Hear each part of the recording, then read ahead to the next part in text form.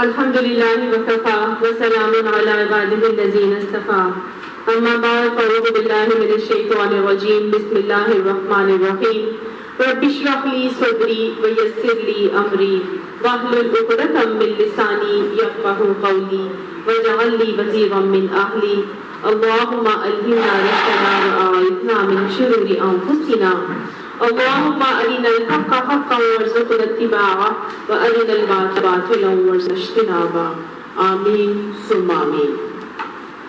سورہ نور آیت نمبر 26 تک ہم نے آیت نمبر ہم کریں. بسم اللہ الرحمن الرحیم. یا ایھا الذین آمنوا لا تدخلوا بیوتا غیر بیوتکم حتی تستأنسوا او تسلموا على اہلها ذالکم خیر لکم لعلکم تذکرون.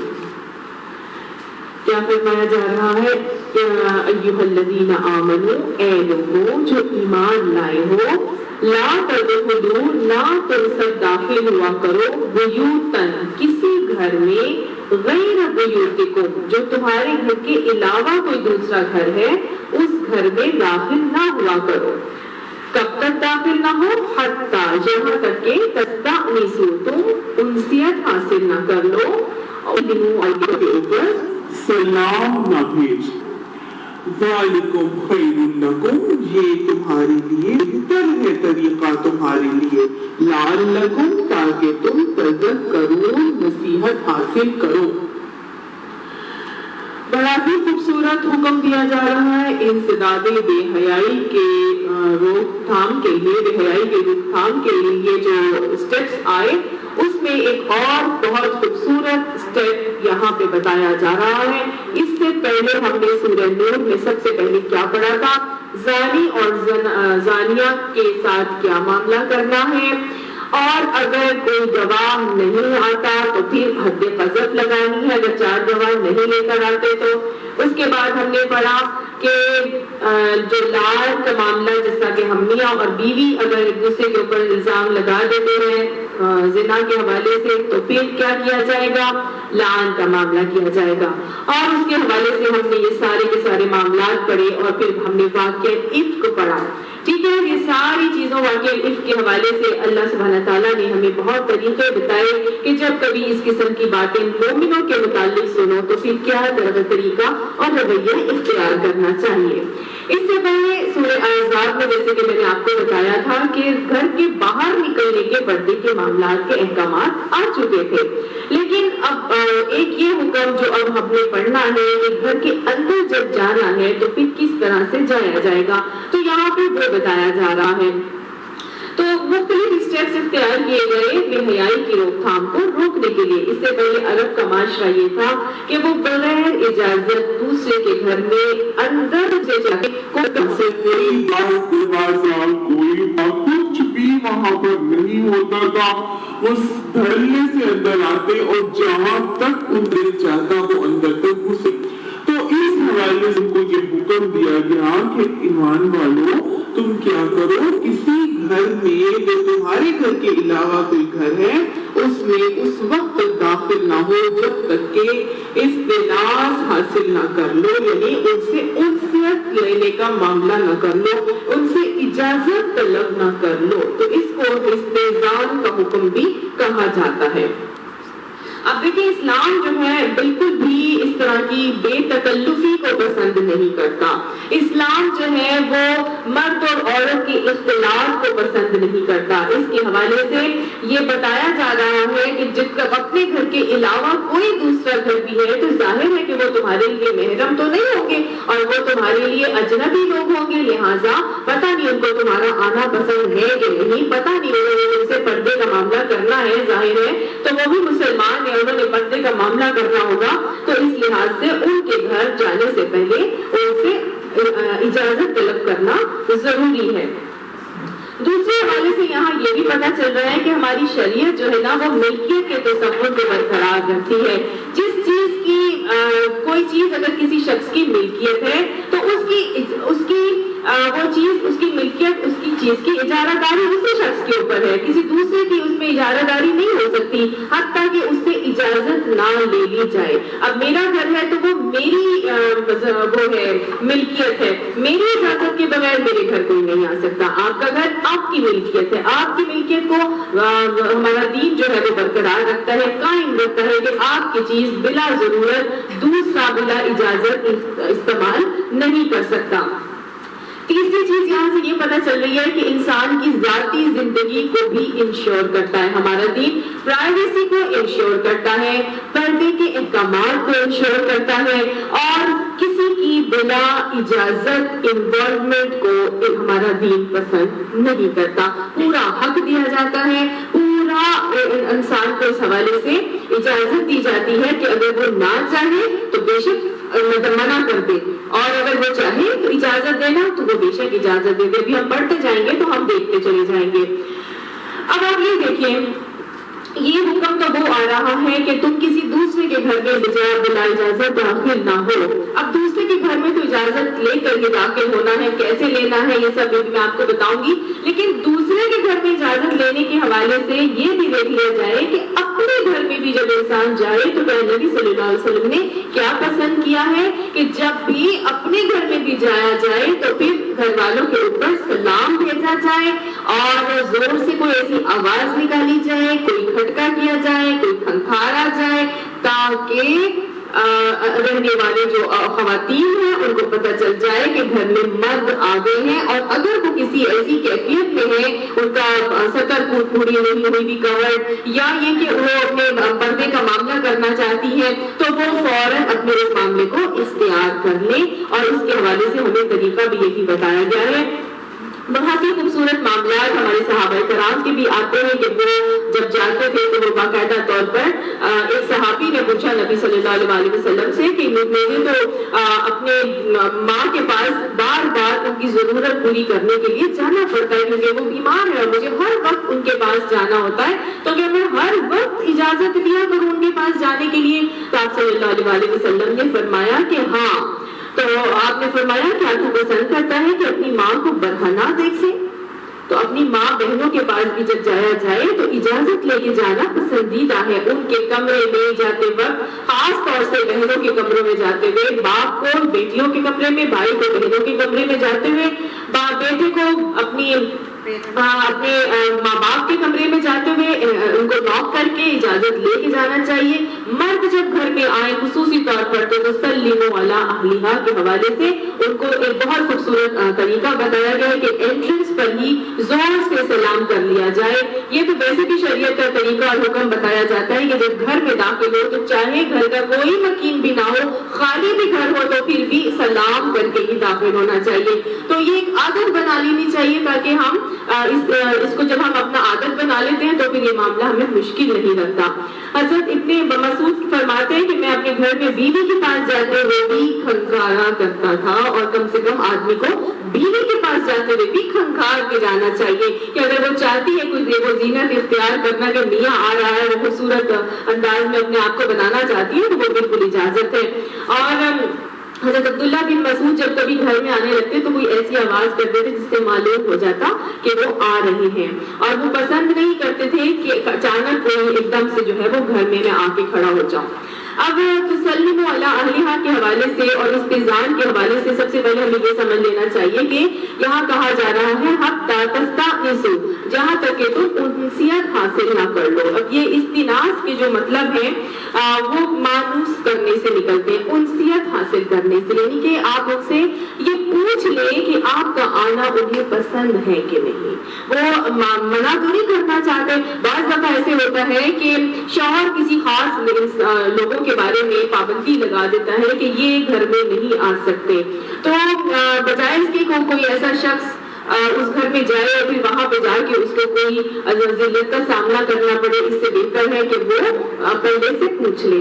और ये भी हमारे दीन का हुक्म है कि आप जब जाए तो जैसे उनसियत हासिल करें तो बहुत खूबसूरत तरीका हमें मिलता है कि फोन कर दिया जाए, उन्हें फोन करके पूछ लिया जाए कि आप घर पे होंगे, हम आना चाहते हैं, बजाय बगैर इजाजत के किसी के घर में चले जाना, धमकना, ये हमारे दीन में पसंदीदा नहीं है। और फोन करने के हवाले से यहाँ ये بھی سمجھ لیا جائے کہ بعض لوگ بہت مائنڈ کرتے ہیں کہ یہ کم سے کم ہمیں اطلاع تو دیتے تھے آنے کی اور پہلے سے بتا دیتے تو ہم یہ بہت صحیح بات ہے، اس میں نہ برا منانا چاہیے اور نہ ہی اس بات پر رویہ کو اختیار کرنا چاہیے کہ بغیر بتائے بغیر اجازت طلب کیے جو ہے ہم چلے جائیں کسی کے گھر میں بھی۔ اور جب جائیں تو طریقہ ہے باقاعدہ طور پہ حضرت صلی اللہ علیہ وسلم سکھایا کرتے تھے کہ جب آؤ تو کیسے آنا ہے۔ ایک مرتبہ ایک شخص آیا اور آ کے کہنے لگا کہ کیا میں گھساؤں تو آپ صلی اللہ علیہ وسلم نے اپنی لونڈی سے فرمایا کہ یہ اس شخص کو اجازت مانگنے کا طریقہ نہیں آتا، اس کو جا کے بتاؤ کہ ایسے یوں کہنا چاہیے کہ السلام علیکم ادخل، کہ کیا میں اندر آ جاؤں، یہی سلام کرو اور پوچھو کیا میں اندر آ جاؤں۔ ایک اور مرتبہ ایک شخص آیا آپ صلی اللہ علیہ وسلم کے پاس اور اس نے آ کے آپ صلی اللہ علیہ وسلم کو دروازہ کھٹکھٹایا تو آپ صلی اللہ علیہ وسلم نے پوچھا کون ہے؟ تو اس نے کہا کہ میں ہوں تو آپ صلی اللہ علیہ وسلم نے فرمایا کہ کیا انا کر لگا کے رکھی ہے، یہ تمہارے اس سے کون سمجھے کہ تم کون ہو؟ یعنی کہ اپنا نام بتانا جو ہے وہ پسندیدہ ہے، میں ہوں نہیں کہنا چاہیے۔ ابھی جو قوم دروازوں پہ لگے ہوتے ہیں اور وہ پوچھ رہے ہوتے ہیں، اندر سے آواز آ رہی ہوتی ہے کون، تو وہ بتایا جاتا ہے میں تو بکری ہوتی ہے، تو اس وجہ سے میں کبھی نہیں بولنا چاہیے، ہمیشہ کیا بولنا چاہیے، اپنا نام بتانا چاہیے۔ ہمارے دین کا یہی پسندیدہ طریقہ ہے اور آپ صلی اللہ علیہ وسلم نے بھی اس کو ہی پسند فرمایا۔ پھر ایک مرتبہ ایک شخص آئے اور انہوں نے آ کے کیا کیا کہ آپ صلی اللہ علیہ وسلم کے پاس گئے اور سلام کے بغیر جا کے یوں ہی بیٹھ گئے تو آپ صلی اللہ علیہ وسلم نے اس کو کہا کہ باہر جاؤ اور السلام علیکم کہہ کر اندر آؤ، ٹھیک ہے؟ یعنی طریقہ آپ نے سکھایا کہ ایسا نہیں ہے کہ دل جا کے بیٹھ جاؤ کسی کے پاس بھی، السلام علیکم کہہ کر اور پھر اندر آنا چاہیے۔ حضرت عمر بڑی خوبصورت طریقے سے جو ہے نا وہ اجازت لے کے آیا کرتے تھے اور وہ کہتے تھے کہ السلام علیکم یا رسول اللہ ایدخل عمر، ٹھیک ہے؟ السلام کیا رسول اللہ صلی اللہ علیہ وسلم کو اور اس کے بعد کیا وہ داخل ہو جائے عمر، یعنی اپنا نام بھی بتا دیا، آنے کی اجازت بھی طلب کر لی اور سلام بھی بھیج دیا، تو تینوں کام کر لیے، ٹھیک ہے؟ تو اگر آپ کسی کے پاس جائیں گے تو پھر کیا بولیں گے؟ جب آپ کو کوئی کون پکار رہا ہوگا تو پھر آپ کیا بولیں گے؟ السلام علیکم، میں صوفیہ ہوں، کیا میں اندر آ سکتی ہوں؟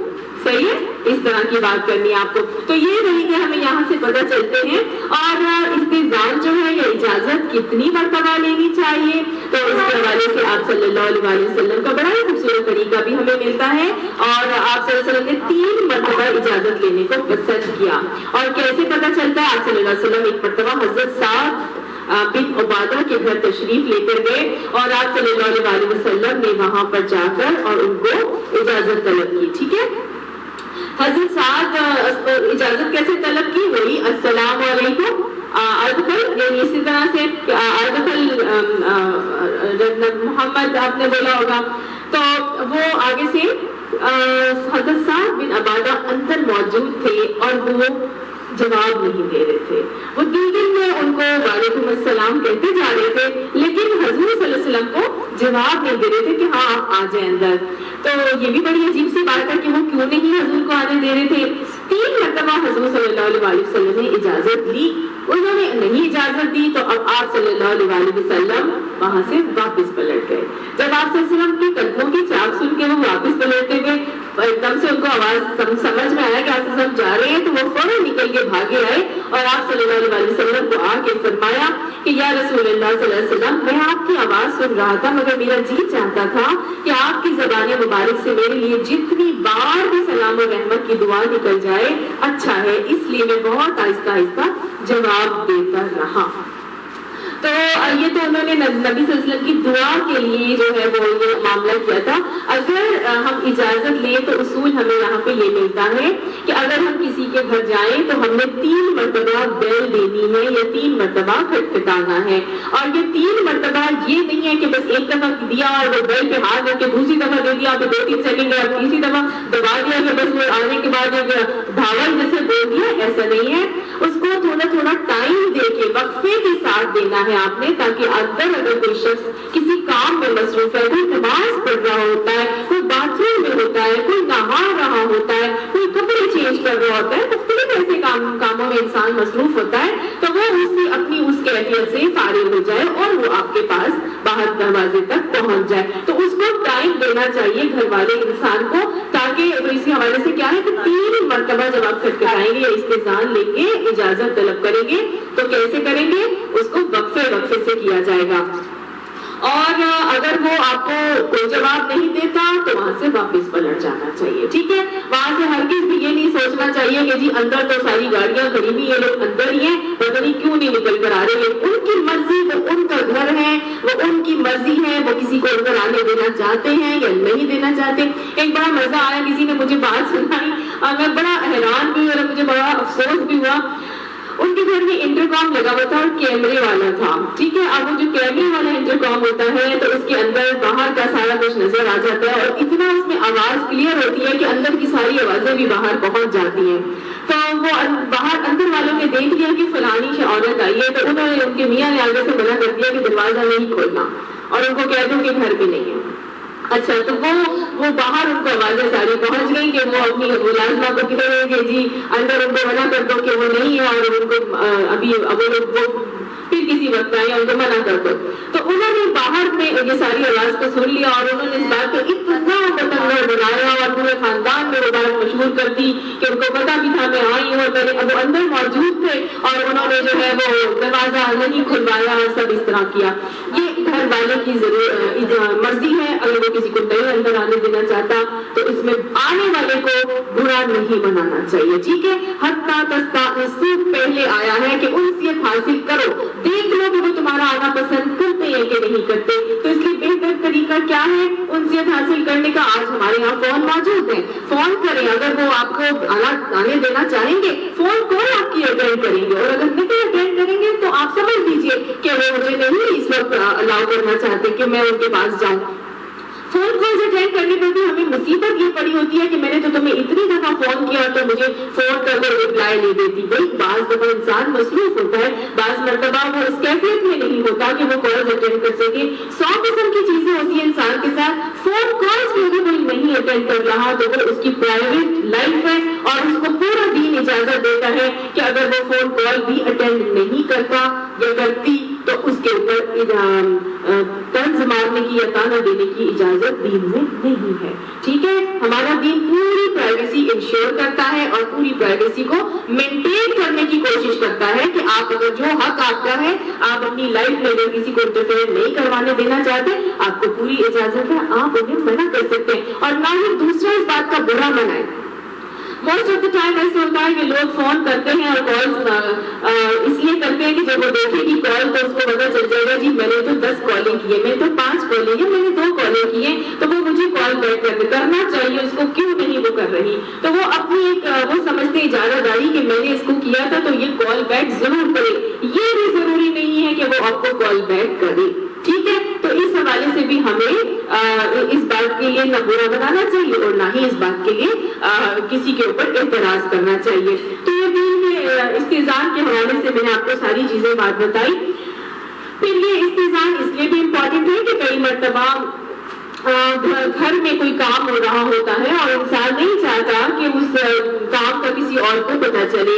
कई मर्तबा इंसान के घर के हालात ऐसे होते हैं कि वो नहीं चाहता कि मेरे हस्बैंड और उसके अंदर आपस में कोई नाचाकी है तो वो दूसरों को उसका इल्म हो कि नहीं। कई मर्तबा तबीयत की हालात की खराबी ऐसी होती है, कई मर्तबा कुछ फाइनेंशियल उनके क्राइसिस ऐसे होते हैं कि वो नहीं चाहते कि वो दूसरे तक इसका इल्म होना हो। तो अब क्या होता है कि वो अवॉइड करते हैं लोगों को मिलना। तो इसमें भी हमें बुरा नहीं मनाना चाहिए, किसी को भी हमें इस बारे में न तर्ज करना चाहिए और न किसी को कोई बात मारनी चाहिए। अब इस्तिज़ान और दाखिले के हवाले से ये बात भी हमें समझ लेनी चाहिए कि इस दाखिला जो है ना वो सिर्फ और सिर्फ जिस्मानी ही नहीं होता। दाखिला निगाह के तौर पर भी होता है और जिस्मानी तौर पर भी। 2 तरह के दाखिले होते हैं जो हम किसी के घर में दाखिल होते हैं, ठीक है। एक तो जिस्मानी तौर पर जैसे हम दाखिल हो तो उसके लिए मैंने आपको सारा मामला और तरीका बताया। दूसरा भी होता है कि हम निगाह किसी के घर में दाखिल कर दें। तो जब निगाह दाखिल होती है तो آپ صلی اللہ علیہ وسلم نے فرمایا کہ جب نگاہ داخل ہو گئی تو پھر خود داخل ہونے کی اجازت مانگنے کی کیا ضرورت ہے؟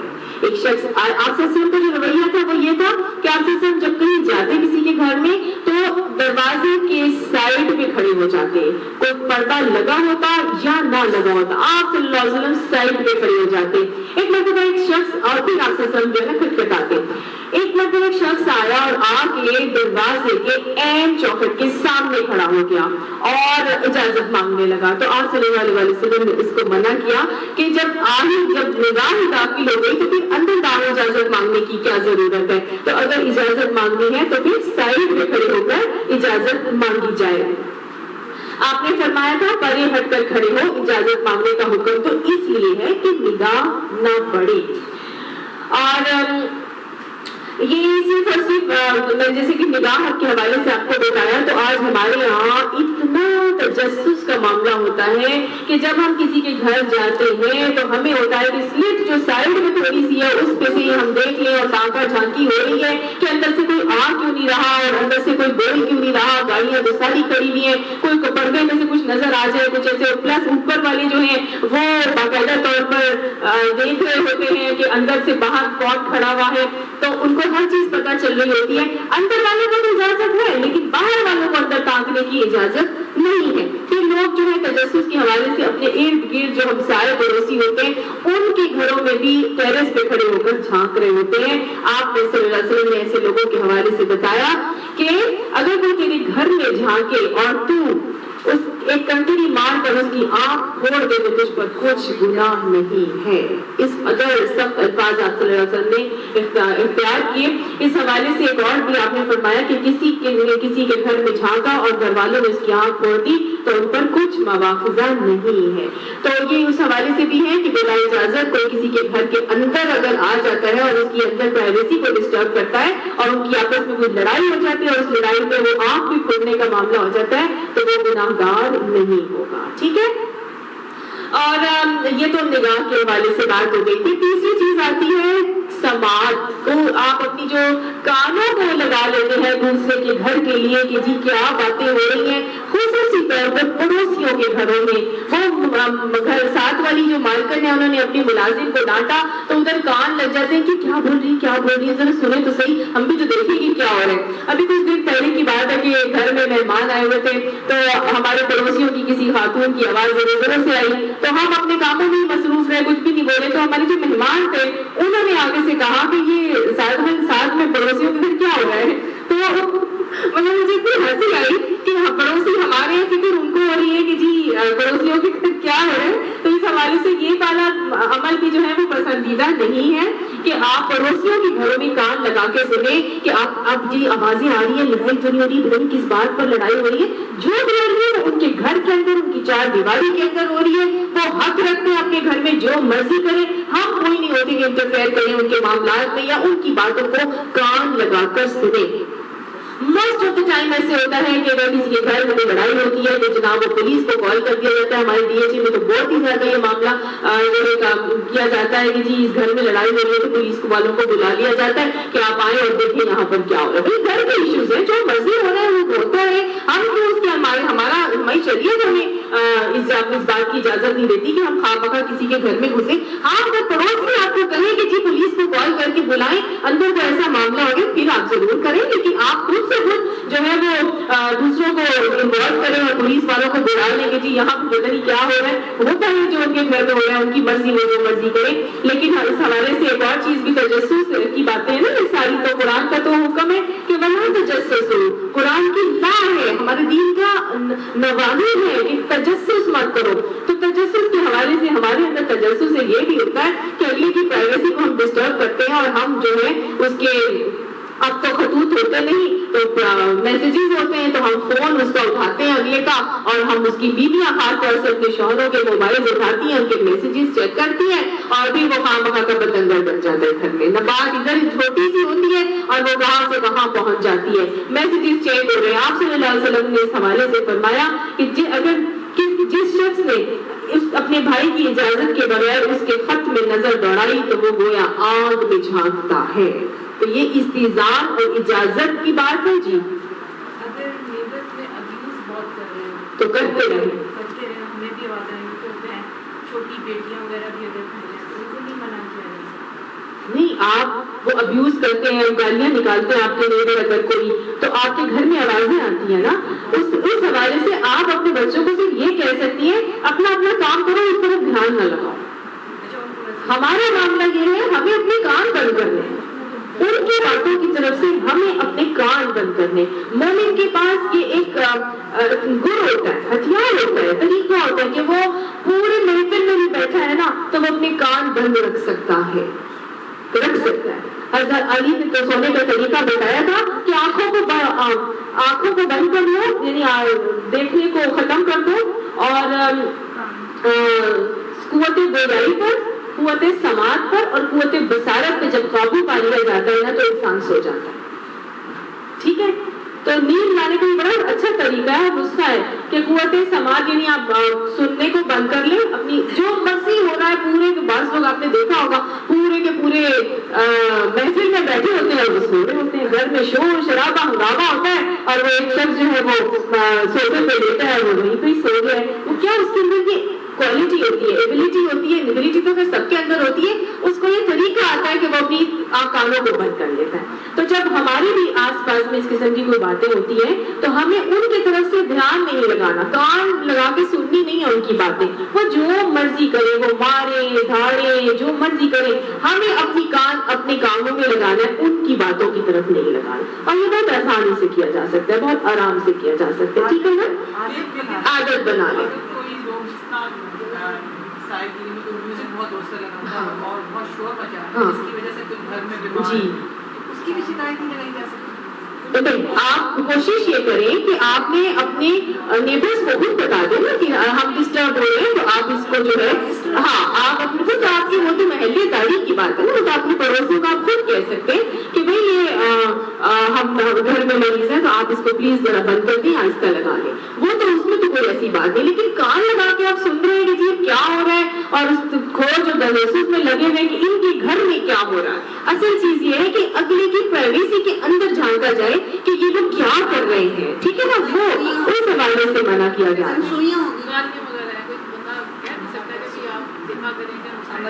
ہاں, وہ تو آپ کا پڑوسیوں, اور وہ تو امر بھی معروف نہیں ہے ممکن ہے, وہ تو ڈائریکٹلی آپ ان سے پیار محبت سے ملے اور جا کے اخلاق سے آپ ان سے بات کر کے اور انہیں بتا دیں, انہیں سمجھا دیں کہ بھائی اس طرح کی بات جو ہے وہ ٹھیک نہیں ہے اور آپ کو نہیں کرنی چاہیے. لیکن کانوں کو لگا کے خصوصی طور پہ سننے کی بات ہو رہی ہے کہ یہ نہیں کرنا کہ جی تجسس ہو کہ وہ لوگ کیا کر رہے ہیں تو ہمیں معلوم ہو جائے. تو اس حوالے سے جو ہے وہ آپ کو میں نے بتایا کہ صحیح طریقہ کیا ہے اور ہمیں کتنی مرتبہ اجازت دینی ہے, کس چیز کے حوالے سے ہمیں پرائیویسی کو اگلے کی ڈسٹرب نہیں کرنا چاہیے. فَإِن تَجِدُوا فِيهَا, بس اگر نہیں تم پاؤ اس میں, کس کو, احدن, کسی ایک کو بھی, یعنی کہ اگر گھر میں تم کسی کو بھی نہیں پاتے, فلا تدخلوها, پھر اس میں داخل مت ہو, حتی یؤذن لکم, جہاں تک کہ تمہیں اجازت نہ دے دی جائے. اب اگر ہمیں کوئی بھی اندر سے جواب نہیں آ رہا, اجازت نہیں مل رہی, کوئی جواب نہیں آ رہا, اگر معلوم ہے کہ اندر کوئی ہے, پھر بھی حکم کیا ہے کہ اس کے گھر کے اندر داخل نہیں ہونا. موسٹ آف دا ٹائم لوگ اس چیز کو بہت برا بنا لیتے ہیں اور کہتے ہیں کہ وہ اندر بھی موجود تھا اور پھر بھی اس نے مجھے آنے نہیں دی. اور آگے کہا جا رہا ہے ان قیل لکم ارجعوا, اور اگر تم سے کہا جائے کہ لوٹ جاؤ, یعنی جی ہم نہیں دروازہ اس وقت کھول سکتے تو آپ ابھی چلے جائیے, بعد میں آئیے گا, یا آپ سے آتے ہم دروازہ بھی نہیں کھول سکتے, لوٹ جانے کا ہی کہا جا رہا ہے, تو پھر ہوا ازکا لکم, تو یہ زیادہ بہتر ہے تمہارے لیے. کوئی کہہ رہا ہے لوٹ جاؤ تو لوٹ جانا چاہیے اور کبھی برا نہیں منانا چاہیے. ہمارے یہاں کوئی کہتے ہیں کہ جی ابھی آج ہم آج نہیں کھول سکتے تو وہ بولنا چلنا وہ واپس کبھی نہیں پلٹ کے آئے گا, ہے نا, وہ تو بالکل ہی کٹ جائے گا. وہ ایسی پتہ رحمی کے معاملے ہوں گے کہ ساری اوپر کی جوتیاں کھستی رہے اس کے گھر کی, تو وہ جو ہے وہ راضی نہیں ہوگا. لیکن ہمارا دین ہمیں کیا سکھا رہا ہے کہ اگر کوئی کہے کہ لوٹ جاؤ تو لوٹ جانا چاہیے. کم سے کم ہم جو سورہ نور پڑھ رہے ہیں, کم سے کم ہم وہ لوگ جو قرآن کو سمجھ کے پڑھ رہے ہیں, ہمیں تو یہ بات پتہ چل گئی نا کہ اگر کوئی کسی نے ہمیں کہہ دیا کہ جی آج ہم نہیں دروازہ کھول سکتے یا آج آپ مت آئیے, تو اس میں برا نہ منانے کی ضرورت نہیں ہے. اگر فون پہ بھی کوئی کہہ دیتا ہے نا کہ دیکھو آج ना मनाए, और ठीक है अगले को जो काम है आप उसको फिर दोबारा अप्रोच कर लें, ऐसी कोई बात की नहीं है। और बल्कि अल्लाह ताला फरमाने वो असग़र लकुम, ये ज्यादा तुम्हारे पाकीज़गी के लिए जरूरी है। और तुम्हारे अंदर पता नहीं कितनी इस बारिश में जब तुम उसकी इस बात से कि लौट जाओ, इंसान के दिल में कितनी तकलीफ भी होगी, उसकी अना भी हर्ट होगी और उसको पता नहीं कैसा लो फीलिंग होगी। अल्लाह ताला फरमा रहे ये तुम्हारी पाकीज़गी के लिए बेहतरीन है। पता नहीं कितने हमारे अंदर से गलत जज्बात निकल जाएंगे इसकी वजह से, और इंसान के अंदर पाकीज़गी आ जाएगी। और हम तो अपने तज़किए नफ्स की इतनी कोशिशें करते हैं, एक छोटा सा ये अमल अगर कोई मना कर दे तो वो दिल में गुजरने वाले वो तमाम जज्बात पे अगर हम काबू पा लेंगे तो इंशाअल्लाह वो पाकीज़गी हासिल करने का और तज़किए नफ्स को पाने का बड़ा ही आसान तरीका हमारे लिए अल्लाह ताला ने यहाँ पे बता दिया। इंशाअल्लाह वो मिल भी जाएगा। वल्लाहु बिमा तामलून अलीम, अल्लाह तो जानता है जो तुम करते हो, अल्लाह उस हर चीज को जानने वाला है। लिहाजा लैसा अलैकुम जुनाहुन, तुम्हारे ऊपर कोई गुनाह नहीं है। किस बात का गुनाह नहीं है? अन तदखुलू बुयूतन, ये कि तुम ऐसे घरों में दाखिल हो जाओ गैर मस्कूनतिन, जहाँ कोई रहता नहीं है, फीहा मताउन लकुम, और वहाँ तुम्हारे लिए कोई फायदे के सामान है। वो ऐसे वो घर जहाँ पे कोई नहीं रहता लेकिन वहाँ हमारे फायदे के सामान मौजूद हैं। कौन से घर होते हैं ऐसे? हाँ, कॉलेज है, मदरसा, मस्जिद, बाजार, रेस्टोरेंट्स, शॉपिंग मॉल्स, है ना, जहाँ पे होटल्स वगैरह, जहाँ पे हमारे फायदे का सामान होता है, हम स्टे करते हैं, लेकिन वो हमारे रहने की, लोगों के रहने की जगह नहीं है। मतलब लोग ऐसे वहाँ बेतकल्लुफी से नहीं रहते, वहाँ पब्लिक प्लेसेस होती हैं, वहाँ पर पर्दे के एहतमाम से लोग मौजूद होते हैं, वहाँ कोई भी बेपर्द होके नहीं बैठा होगा। जो पर्देदार लोग होंगे, खवातीन होंगी, जो भी होंगी, वो पर्दे के साथ मौजूद होंगी, क्योंकि वो पब्लिक प्लेस है, हर एक ने आना भी जाना भी है, उनको भी पता है, आने वालों को भी पता है, वहाँ पे मौजूद लोगों को भी पता है कि ये पब्लिक प्लेस है, तो वहाँ पर आपको किसी की इजाजत लेने की जरूरत नहीं है।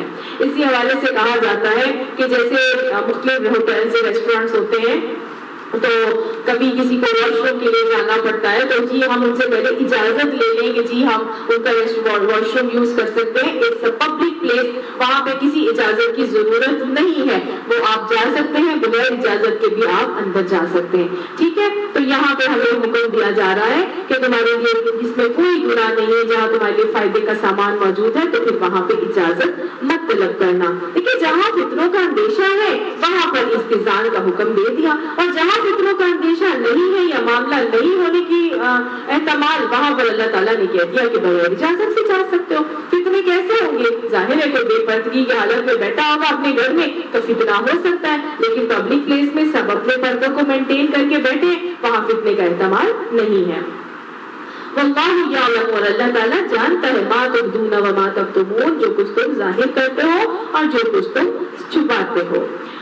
अब आगे बहुत ही इम्पोर्टेंट आयत आ रही है इंसिदाद बेहयाई के हवाले से। घर के अंदर के पर्दे के अहकामात और बाहर के पर्दे के अहकामात के हवाले से ये आयत क्या बता रही है? कह दीजिए, किसको कह दीजिए, क्या कह दीजिए?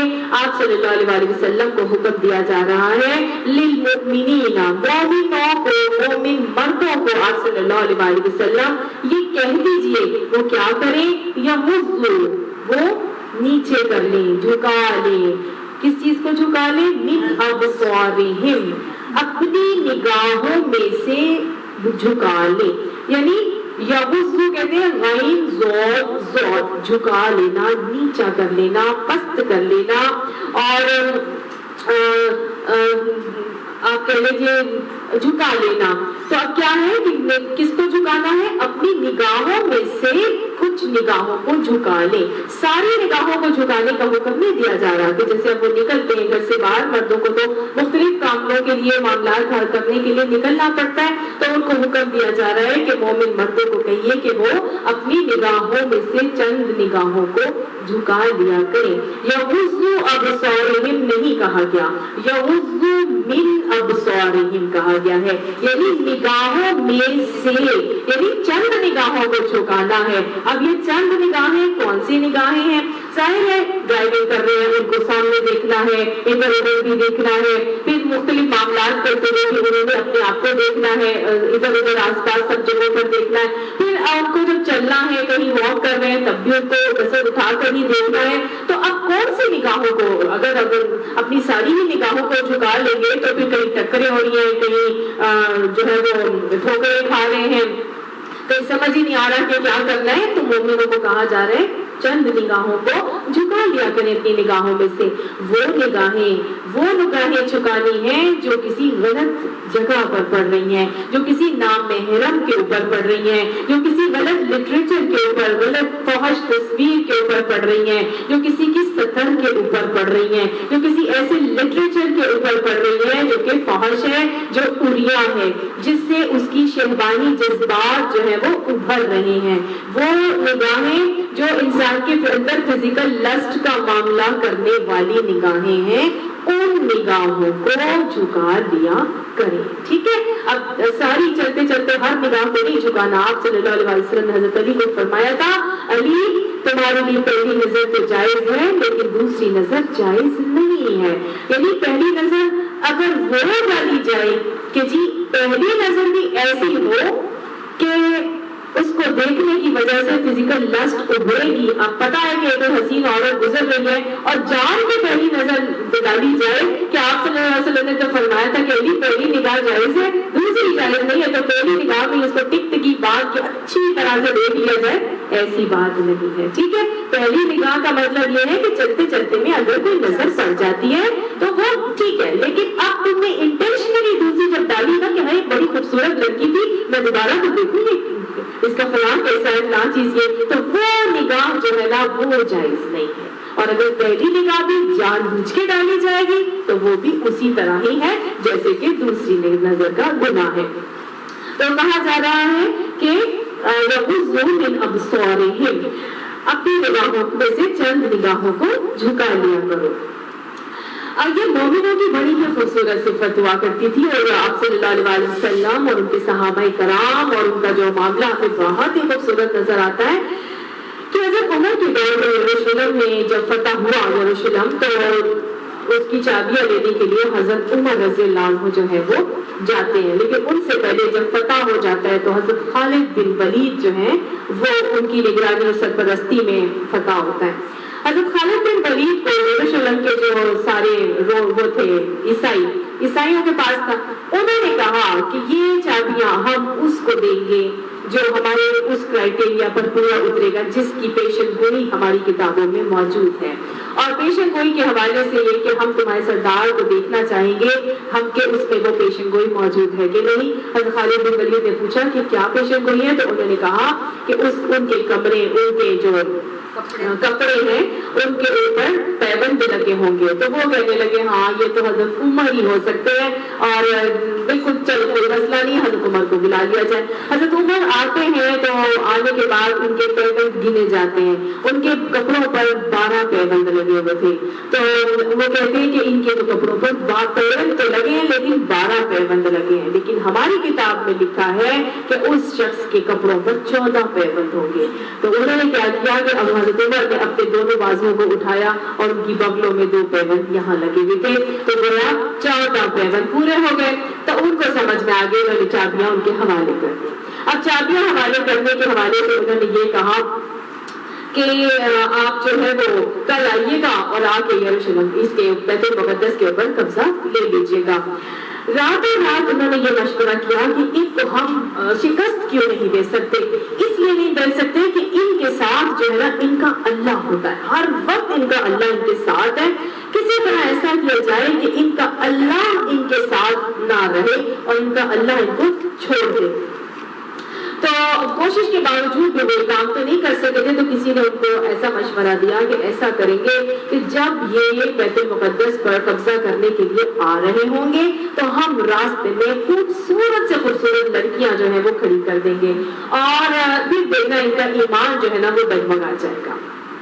ظاہر جو ایمان مت منگائے گا تو اللہ تعالیٰ ایسے کے ساتھ کہاں ہوتا ہے. پھر ہم جو ہے ان کے اوپر قابو پانے کی کوشش کریں گے. جب وہ آ رہے ہوتے ہیں تو سب سے آگے جسے جو شخص ہوتا ہے نا سب سے آگے آگے آ رہا ہوتا ہے, وہ جیسے ہی دیکھتا ہے کہ سامنے تو خواتین کی لائن لگی ہوئی ہے, اس نے کیا کیا زور سے قرآن پاک کی یہی آیت جو ہے وہ پڑھنی شروع کر دی. قل للمؤمنین یغضوا من ابصارهم ویحفظوا فروجهم ذلک ازکا لہم ان اللہ خبیر بما یصنعون.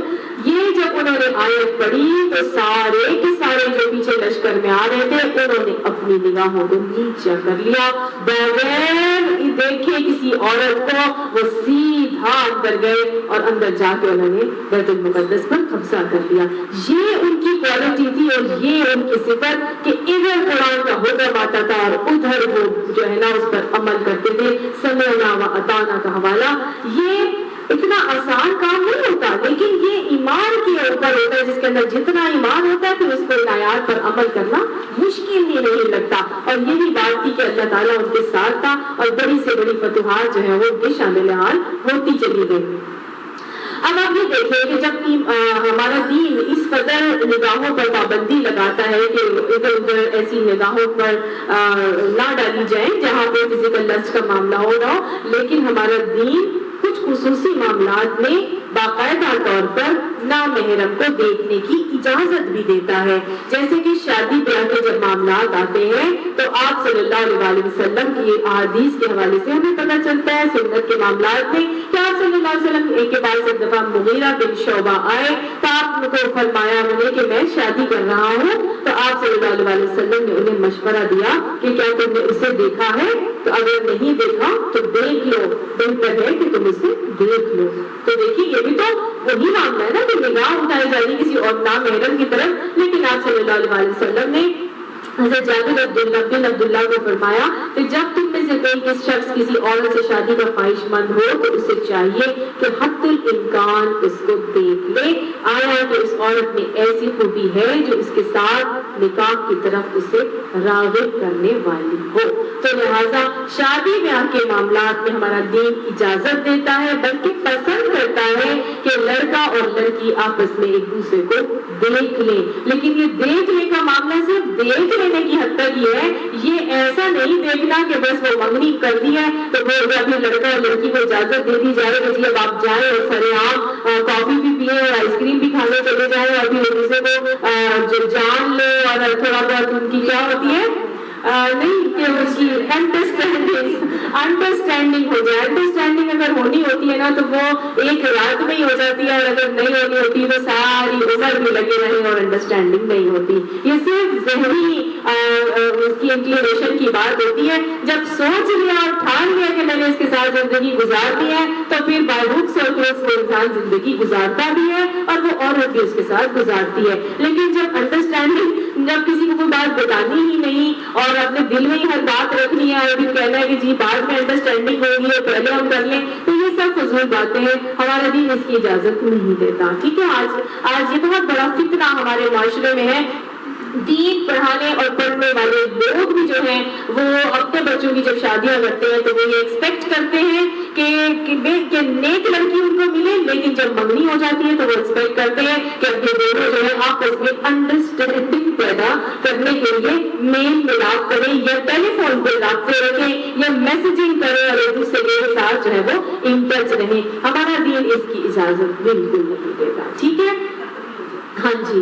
اور حضرت ابوبکر صدیق بھی مشورہ دیتے ہوئے نظر آتے ہیں کہ صحابی کو آپ نے فرمایا کہ اس کو دیکھ لو تو کیونکہ انسانی عورتوں کی آنکھوں میں اکثر خرابی ہوتی ہے.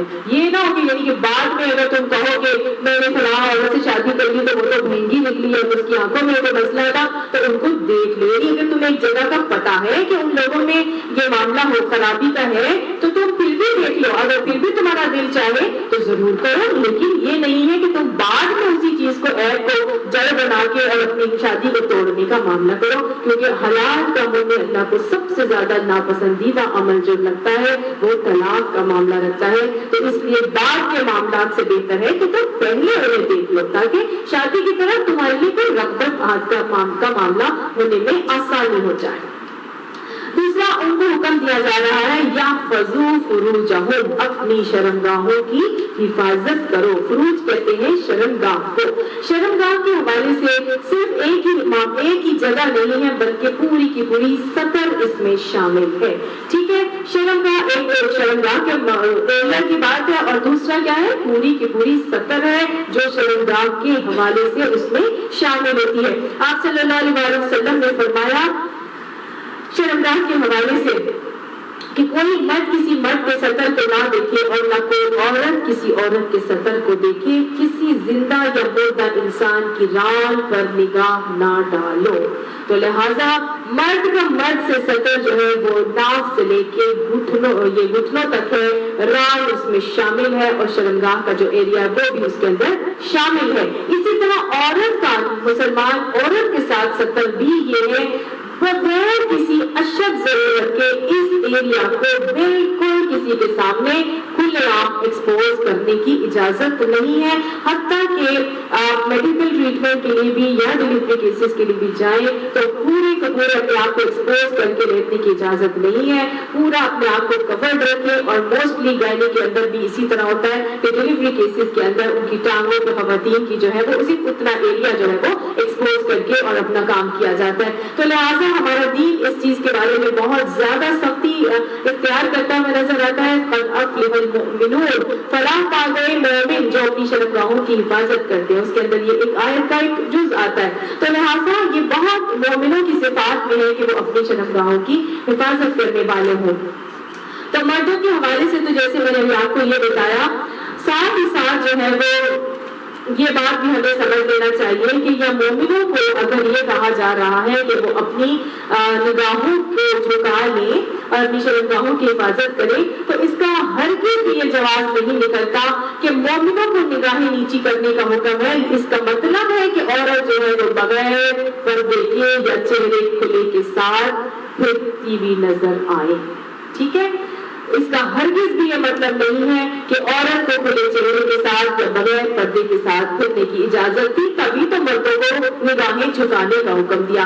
جہاں مردوں کو نگاہیں جھکانے کا حکم دیا وہاں عورتوں کو بھی آگے ابھی ہم پڑھ لیں گے کہ ان کو کیا حکم دیا جا رہا ہے. تو لہٰذا اس حوالے سے ہمیں یہ بات سمجھ لینی چاہیے کہ اس کا کوئی جواز یہاں پر نہیں نکلتا.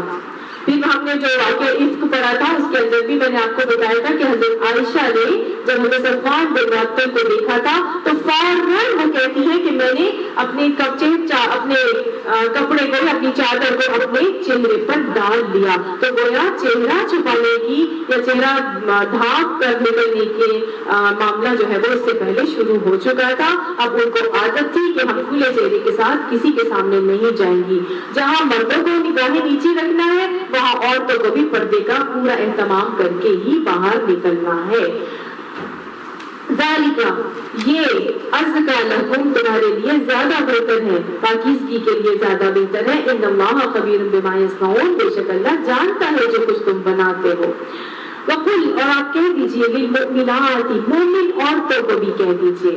کیا کہیے مومن عورتوں کو؟ یغضضن من ابصارہن، وہ بھی جھکا لیا کریں اپنی نگاہوں میں سے چند نگاہوں کو وہ بھی جھکا لیا کریں. تو یہ وہی طرح کی نگاہیں جو میں نے آپ کو بتایا کہ نامحرم کے اوپر اگر پڑ رہی ہے تو ان کو بھی یہی حکم دیا جا رہا ہے. ہر وہ نگاہ جو کسی بھی فزیکل لسٹ یا ڈیزائر کو ابھارنے کا معاملہ کر رہی ہے، شہوانی جذبات جس سے ابھر رہے ہیں، ان کو جھکانے کا معاملہ خواتین کو بھی، مومنات کو بھی کرنے کا حکم دیا جا رہا ہے. اب یہ جو مومنات کو یہاں پہ حکم دیا جا رہا ہے تو اس کے حوالے سے مجھے اور آپ کو یہ بھی دیکھنا چاہیے کہ آپ صلی اللہ علیہ وسلم نے ایک مرتبہ پوچھا حضرت اپنے صحابہ کرام سے کہ بہترین عورت کون سی ہے. تو سارے صحابہ کرام جو ہے نا وہ خاموش، بالکل خاموش ہیں اور سوچ رہے ہیں کہ کیا جواب دیا جائے کہ بہترین عورت کون سی ہوتی ہے. حضرت علی اٹھے اور بھاگے بنا اپنے گھر میں آئے، حضرت فاطمہ سے پوچھا کہ تم بتاؤ کہ سب سے بہترین عورت کون سی ہے. تو حضرت فاطمہ نے جواب دیا کہ وہ جو کسی غیر محرم کو نہ دیکھے اور نہ ہی کوئی غیر محرم اسے دیکھے. پھر بھاگ کر آئے اور نبی صلی اللہ علیہ وسلم کو انہوں نے بتایا. آپ نے پوچھا تمہیں کس نے بتایا ہے؟ تو آگے سے انہوں نے کہا فاطمہ نے بتایا. تو آپ نے فرمایا فاطمہ تو میرے جگر کا ٹکڑا ہے. اور یہ صرف کہنے کی بات نہیں تھی کہ نہ وہ کسی نامحرم کو دیکھے اور نہ کوئی نامحرم اسے دیکھے. یہ بہترین عورت جنت کی خواتین کی سردار بھی اسی وجہ سے ٹھہری کہ ان کو اتنا زیادہ اس بات کا پردے کے احکامات آنے کے بعد یہ اس سے پہلے تو حضرت بلال کے ساتھ مل کے باقاعدہ اصحاب صفا کے لیے کھانے کا انتظام کیا کرتی تھی, ان کو پہنچایا کرتی تھی, سب کچھ کرتی تھی. لیکن اس کے بعد سے ان کا یہ معاملہ ہو گیا تھا کہ اتنی محتاج تھی کہ اپنے شوہر حضرت علی کو انہوں نے کہا کہ جب میں مر جاؤں تو میرے مرنے کے بعد میرا جنازہ جو ہے نا وہ کوئی اس پہ کسی بھی نامحرم کی نگاہ نہ پڑے, لہٰذا آپ میری میت کو رات کو دفنائیے گا اور آپ اسے غسل دیں گے, ساتھ میں کوئی اور بلا لیں, لیکن آپ نے رات کو لے کے جانا ہے. اور کوئی ایسا ہو کہ میری حیت اور ساخت کے اوپر بھی جو ہے کسی کی نظر نہ پڑے تو اس کے لیے کیا طریقہ کیا جائے. تو پھر ان کو بتایا ایک ان کی گھر میں کسی دوست نے بتایا کہ آپ مجھے نام اس وقت ذہن سے نکل گئے. انہوں نے بتایا کہ جب ہم حبشہ میں رہتے تھے تو وہاں پر لوگ جو ہے وہ لکڑیوں کا جالا سا بنا لیتے تھے اور اس جالے کے اوپر وہ ڈال لیتے تھے پہنیاں وغیرہ اور اس کو میت کے اوپر رکھ دیتے تھے. اور تو اس سے کسی کو اس کی خد و خال اور ساخت کا پتہ نہیں چلتا تھا کہ موٹی ہے, پتلی ہے, یا یہاں سے پیٹ نکلا ہے یا یہاں سے ایسی ہے, کوئی چیز ان کو پتہ نہیں چلتی تھی. اور پھر ان کو جا کے دفنا دیا جائے. تو یہ مشورہ بہت پسند آیا اور آپ نہیں چاہتی تھی کہ میری حیت اور ساخت بھی کسی کی نظر میں آئے. تو اتنا وہ گھر میں اندر رہنے والی ہوتی تھی.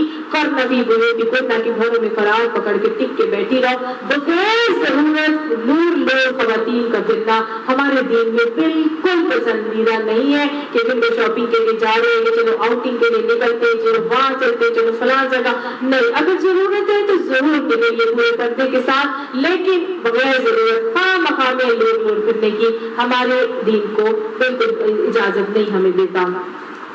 اچھا جی, اور ایک اور یہاں پہ مس کانسیپٹ بھی آپ کو بتا دوں کہ بہت سارے لوگوں کا یہ مس کانسیپٹ بھی ہے کہ جو شیخ ہوتے ہیں ان کو دیکھنا عبادت ہوتا ہے.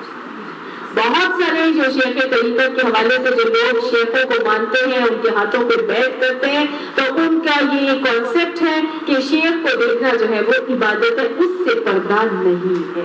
ایسی کوئی بات ہمارے دین میں نہیں ہے. وہ بھی نامحرم ہے, اس سے بالکل اسی طرح کیا جائے گا. اور آج کل تو یہ فیس بک کے اوپر بہت زیادہ اس ویڈیو نے دھوم مچائی ہوئی تھی پچھلے دنوں کہ وہ ایک شیخ ہے اور اس کے پاس خواتین آ رہی ہیں اور ان کے ساتھ ڈانس بھی کرتا ہے اور ان کے ساتھ دھوم مچا بنال ڈالتا ہے اور ان کو گلے لگاتا ہے اور ان کو چوما چاٹی ہوتی, پتہ نہیں کیا وہ کرتے ہیں. اور وہ سب چیزوں کی اجازت ہوتی ہے, وہ آتے ہیں, سجدے کرتے ہیں, وہ گلے لگتے ہیں اور وہ سارا کہ وہ ہمارے شیخ ہیں اور وہ ہمارے بزرگ ہیں, وہ ہمارے لیے جو بھی کہیں گے ہماری ان سے ہمارا کوئی پردہ نہیں ہے.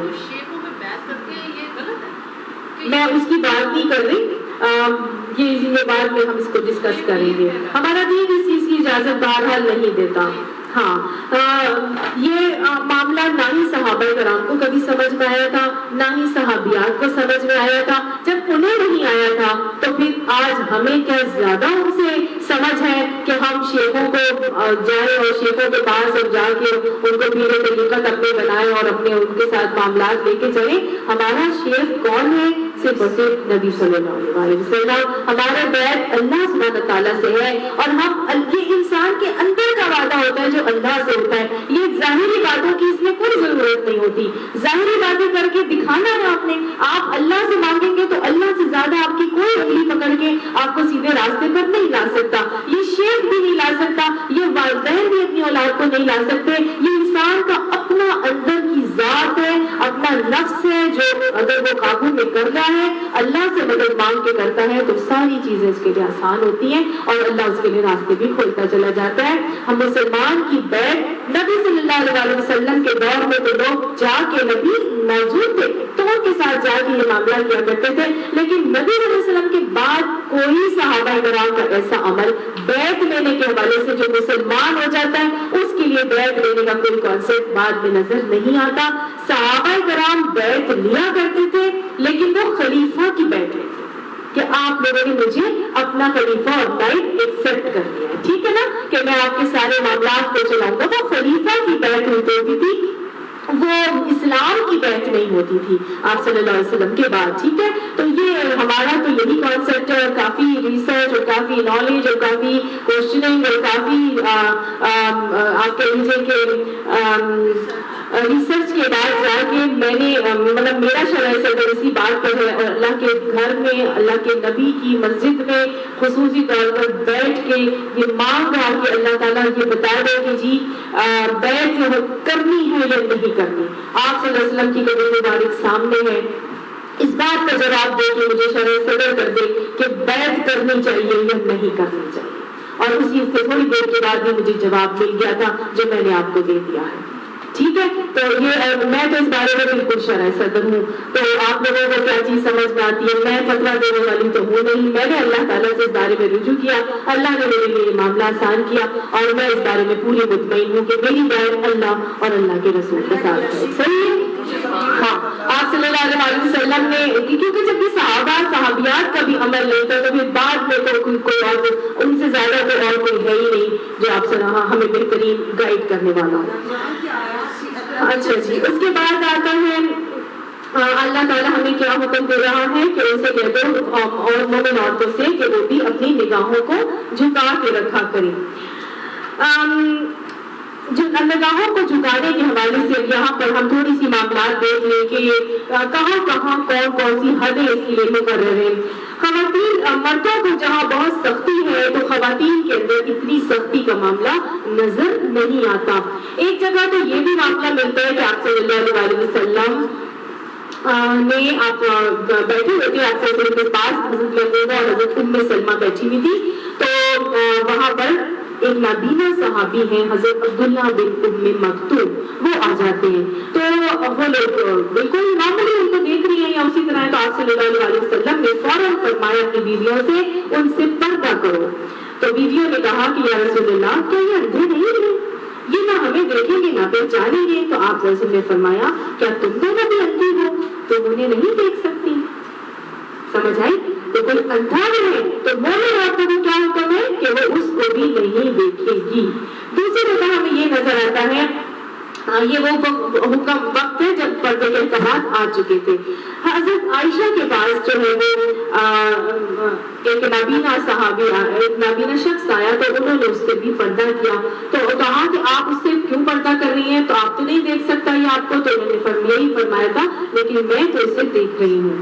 پھر دوسرا جو ہمیں معاملہ ملتا ہے وہ یہ ملتا ہے کہ حضرت عائشہ جب چھوٹی تھی تو آپ صلی اللہ علیہ وسلم نے مسجد نبوی میں کچھ پہلوان تھے, کشتی کا کھیل تماشا کر رہے تھے, تو حضور صلی اللہ علیہ وسلم نے ان سے خود پوچھا کہ کیا تم یہ دیکھنا چاہتی ہو, تو آپ نے فرمایا ہاں. تو آپ صلی اللہ علیہ وسلم نے خود کھڑے ہو کر انہیں اپنے دروازے کی چوکھٹ سے وہ گیم اور تماشا جو ہے وہ دکھایا تھا. تو گویا کچھ ایسی نگاہیں جہاں آپ کو یہ پتا چل رہا ہے کہ یہ تو ایک گیم ہو رہا ہے, تو اگر اس میں اگر آپ دیکھ لیں تو آپ کو کوئی قباحت نہیں ہے, لیکن خصوصی طور پر آپ جان کے ایسا دیکھیں جہاں کوئی خاص شخص ہے تو آپ اپنی نگاہوں کو جھکا کر ہی رکھیں اور نیچے ہی رکھیں.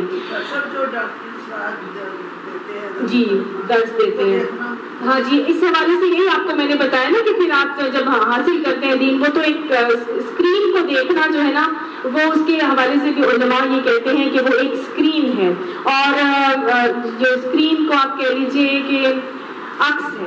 ٹھیک ہے, یہ عکس ہے جو ہم دیکھتے ہیں, اٹس ناٹ پراپر ایک انسان نہیں ہے جس کو ہم دیکھ رہے ہیں. ایک تصویر سمجھ آتی ہے آپ کو, ایک بظاہر ایک انسان کو سامنے آمنے بیٹھ کے سیکھنا ایک علیحدہ چیز ہے, اور اگر آپ ٹی وی پہ وہ ایک اسکرین پہ چل رہی ہے, ایک عکس چل رہا ہے, تو وہ اس کو دیکھا جا سکتا ہے. اس حوالے سے متفرق باتیں موجود ہیں, لیکن زیادہ تر کی رائے یہی ہے کہ اسکرین پہ اگر کوئی چیز اس طرح سے چل رہی ہوتی ہے تو اس کو دیکھا جا سکتا ہے. بہرحال نگاہیں نیچے ہی رکھیں تو زیادہ بہتر ہے, اور اپنی نگاہوں کا تو ہم نے خود ہی جواب دینا ہے. اللہ تعالیٰ کو میکسیمم کوشش یہی کی جائے آواز سن لیں اور تصویر نہ ہی دیکھیں. ٹھیک ہے نا, تو کوئی بات ہے جو مشتبہ سے بچ گیا اس نے اپنا دین بچا لیا. تو جہاں کوئی شک کا معاملہ آ رہا ہوتا ہے تو اس سے اپنے آپ کو بچا ہی لے تو زیادہ بہتر ہے. ٹھیک ہے, تو نگاہوں کو نیچے ہی رکھ لیں اور آواز ہی سن لیں تو سب سے زیادہ بہتر ہے. پھر سطر کے حوالے سے کچھ باتیں آپ سمجھ لیجئے کہ جیسے مردوں کا سطر اور عورتوں کا آپس میں, مردوں کا مردوں کے ساتھ اور عورتوں کا عورتوں کے ساتھ سطر ले के रान और घुटनों तक है। लेकिन सिर्फ इसी को सतर नहीं कहेंगे, सही। अब सतर के हवाले से मैं आपको पहले भी शायद बता चुकी हूँ, नहीं बताया, जब पर्दे के इल्कामात हमने पढ़े थे मैंने आपको बताया था, सारा कुछ बता दिया ना। तो यहाँ पर बस मैं इतना बताऊंगी आपको कि सतर जितना ज्यादा से ज्यादा इंसान ढांप कर रखे उसके लिए उतना ही ज्यादा बेहतर है। औरतों के अंदर भी अपनी सतर, जो हमारी औरतों की सतर आती है वो कलाई से लेकर और पूरे के पूरे बालों तक आती है, ठीक है। और इसको औरतों के अंदर भी इसी तरह ही जाना चाहिए और पसंदीदा है, और महरम के सामने भी इसी अंदाज में जो नमाज का लिबास होता है यही सबसे बेहतरीन सतर है। ये मतलब नहीं है कि अब इजाजत है औरतों के साथ इतने बाकी चीजें जो ऊपर पोर्शन है वो दिखा सकती हैं। इसका मतलब ये नहीं है कि औरतें डीप नेक पहने या लो बैक पहने और इस तरह से खुलेआम जो है वो खवातीन के अंदर अपने हुस्न और रानाई का इजहार करती फिरे। जो मोमिना औरतें होती हैं उनको औरतों के अंदर भी अपनी सतर को मेंटेन रखना है। आप सल्लल्लाहु अलैहि वसल्लम के सामने एक मर्तबा हज़रत इस्मा बिन्त अबी बकर आ गई और वो जवान हो गई थी उस वक्त तक, तो आप सल्लल्लाहु अलैहि वसल्लम उताही कपड़े पहने हुए थी। आपने फरमाया इस्मा, फौरन एक आपने मुंह फेरा और आपने फरमाया जब औरत बालिग हो जाए तो जायज नहीं है कि मुंह और हाथ के सिवा उसके जिस्म का कोई हिस्सा भी नजर आए, ठीक है। तो औरत जब बालिग हो जाए तो उसका कोई हिस्सा मुंह और हाथ के अलावा नहीं नजर आना चाहिए। आपसे हज़रत आयशा के सामने भी एक मर्तबा उनका भतीजा आया तो वो अपनी पूरी जीनत के साथ आई थी, तो उन्होंने कहा तो मेरा भतीजा है। आपने फरमाया कि नहीं, जब औरत बालिग हो जाती है तो उसके बाद उसको इजाजत नहीं है कि वो उसके सामने किसी के सामने भी अपने जिस्म का कोई भी हिस्सा खोले, ठीक है। और आपने अपनी हथेली और आपकी मुट्ठी और हथेली के दरमियान में आपने एक थोड़ी सी जगह बाकी रख के ना, जहाँ मेरी घड़ी बंधी दी है यहाँ पर आपने जो है ना हाथ अपना रखा तो यहाँ तक बस नजर आ सकता है उसका। अच्छा जी, तो ये तो सदर के हवाले से बात हुई। अब हुक्म अब आगे क्या आ रहा है, अब मैंने आपको बता दिया कि वो अपनी शर्मगाहों को कैसे छुपाएंगी। अब शर्मगाहों को छुपाने के हवाले से बहुत ही खूबसूरत अहादीस हमें मिलती है, और वो ये आप सल्लल्लाहु अलैहि वसल्लम ने मर्दों को और औरतों को दोनों के हवाले से बताया कि जो मुझे अपनी दो चीजों की हिफाजत का जिम्मा दे, एक वो जो इन दो जगहों के दरमियान है और वो दूसरा वो जो इन दो टांगों के दरमियान यानी शर्मगाह है, यानी अपनी ज़बान और अपनी शर्मगाह की हिफाजत का जिम्मा दे, मैं उसे जन्नत की जमानत देता। ये दो चीजों की हिफाजत कर ली तो अल्लाह ताला के नबी ने जन्नत की जमानत का जिम्मा दे दिया है। और फिर इसके अलावा मेरे और आपके लिए तो बहुत ही खूबसूरत खुशखबरी है खवातीन के हवाले से कि वो औरत जो 5 वक्त की नमाज पढ़ती है और रमजान के रोजे रखती है और अपने शौहरों की फरमाबरदारी करती है और अपनी शर्मगाहों की हिफाजत करती है, वो जन्नत के 8 दरवाजों में से जन्नत में दाखिल हो सकती है। तो ये जो शर्मगाह के हवाले से उसकी हिफाजत है, ये मोमिनों की सिफत है। इसको सिवाय अपने ज़ौज के किसी के सामने खोलने की इजाजत नहीं है। मर्दों को लौंडी गुलामों के लौंडियों के आगे खोलने की बहरहाल इजाजत है, लेकिन इस हद तक कहा गया है कि आप सल्लल्लाहु अलैहि वसल्लम हज़रत आयशा इन दोनों ने कभी एक दूसरे को नहीं देखा बगैर कपड़ों के। समझ आई? अगर आप मिस्त्री भी हो तो फिर भी एक चादर आपके ऊपर जरूर होनी चाहिए कि किसी की शर्मगाह के ऊपर दूसरे की नजर ना पड़े। और क्या करो, वला युबदीना ज़ीनतहुन्ना, और ना जाहिर करे वो खवातीन, क्या जाहिर ना करे, ज़ीनतहुन्ना, और अपनी ज़ीनतें। मना किया जा रहा है अपनी ज़ीनतों को जाहिर ना करें वो खवातीन जिन्होंने जीनतों को इख्तियार किया हुआ है, अपनी जीनतों को इख्तियार करदा जीनतों को जाहिर ना करें, यही कहा जा रहा है। और इन अहकामात से पहले इस बात को समझ लीजिए कि ये वो अहकामात हैं जो सूरह नूर में हमने शुरू में पढ़ लिया था कि सूरतुल अंज़लनाहा व फर्रज़नाहा, ये वो सूरत है जिसमें आने वाले हर अहकामात फर्ज का दर्जा रखते हैं, हर हुक्म फर्ज का दर्जा रखता है। तो अगर ना किया तो फिर क्या है, अल्लाह की पकड़ का मामला है। اب ایک قرآن پہ ڈونٹ لگایا جا رہا ہے کہ یہ نہیں کرنا. کیا نہیں کرنا؟ اظہار نہیں کرنا اپنی زینتوں کا. زینت کس کو کہتے ہیں؟ پہلے ہم یہ دیکھیں گے کہ زینت کیا ہوتی ہے جس کو زینت کہا جا رہا ہے اور اس کے اظہار سے منع کیا جا رہا ہے. زینت کیا کیا ہے جو انسان اکوائر کرتا ہے؟ یہاں مردوں کو نہیں کہا جا رہا. کس کو کہا جا رہا ہے؟ یبدینا زینتہن، عورتوں کو حکم دیا جا رہا ہے. پہلے بھی کہہ دیا شروع میں جو ہم نے پڑھا للمؤمنات قل للمؤمنات، مومنوں کو کہہ دو، عورتوں کو کہہ دو. تو یہ والا حکم بھی زینتوں کو ظاہر نہ کرنا مردوں کے لیے نہیں، کس کے لیے ہے؟ عورتوں کے لیے. کون سی ہوتی ہے زینتیں؟ جن کو اکوائر کیا جاتا ہے.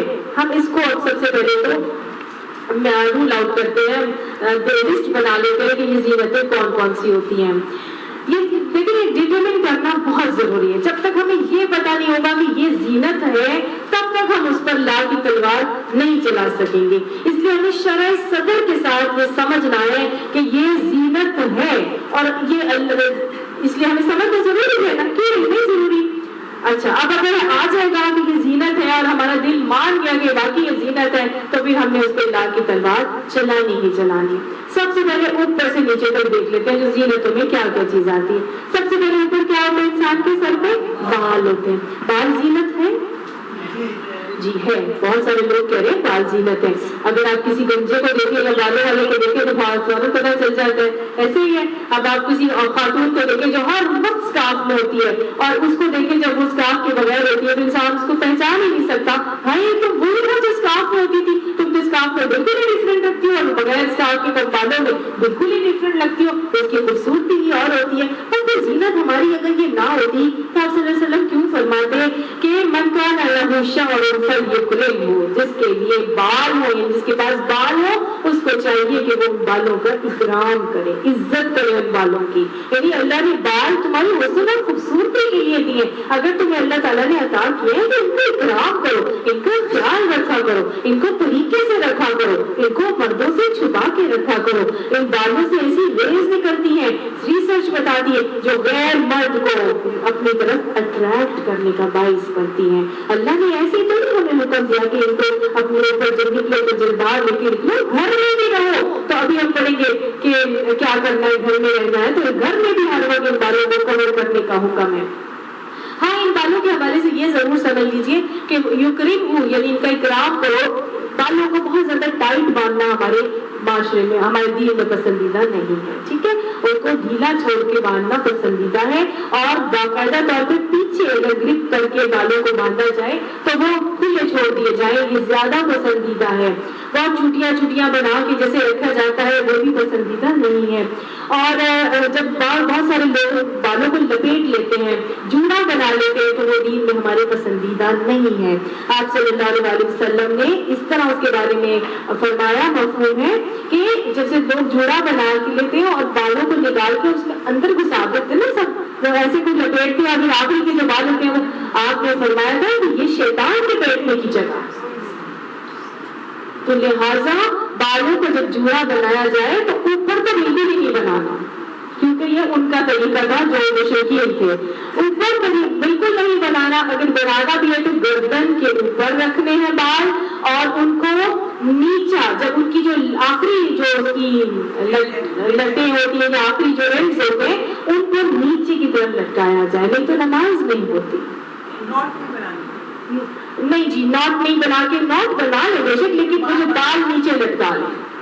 اگر آپ اتنے لمبے ہیں کہ آپ بال باندھتے ہیں اور پھر نکال لیتے ہیں تو پھر پیچھے اس کو نکال کے لٹکا لیں. ٹھیک ہے. اور اگر آپ نے سارے بال ایسے سمیٹے ہیں کہ ایسے سمیٹے آخری کے بال جو ہے ان کو نیچے کی طرف لٹکنا چاہیے، نہیں تو نماز نہیں ہوگی. جی حدیث کے حوالے سے بالوں کو نیچے کی، اس کے اینڈز نیچے کی طرف لٹکنے چاہیے، پونی کرنی چاہیے. تین ہمارے بہترین طریقہ پونی کرنے کا. ٹھیک ہے.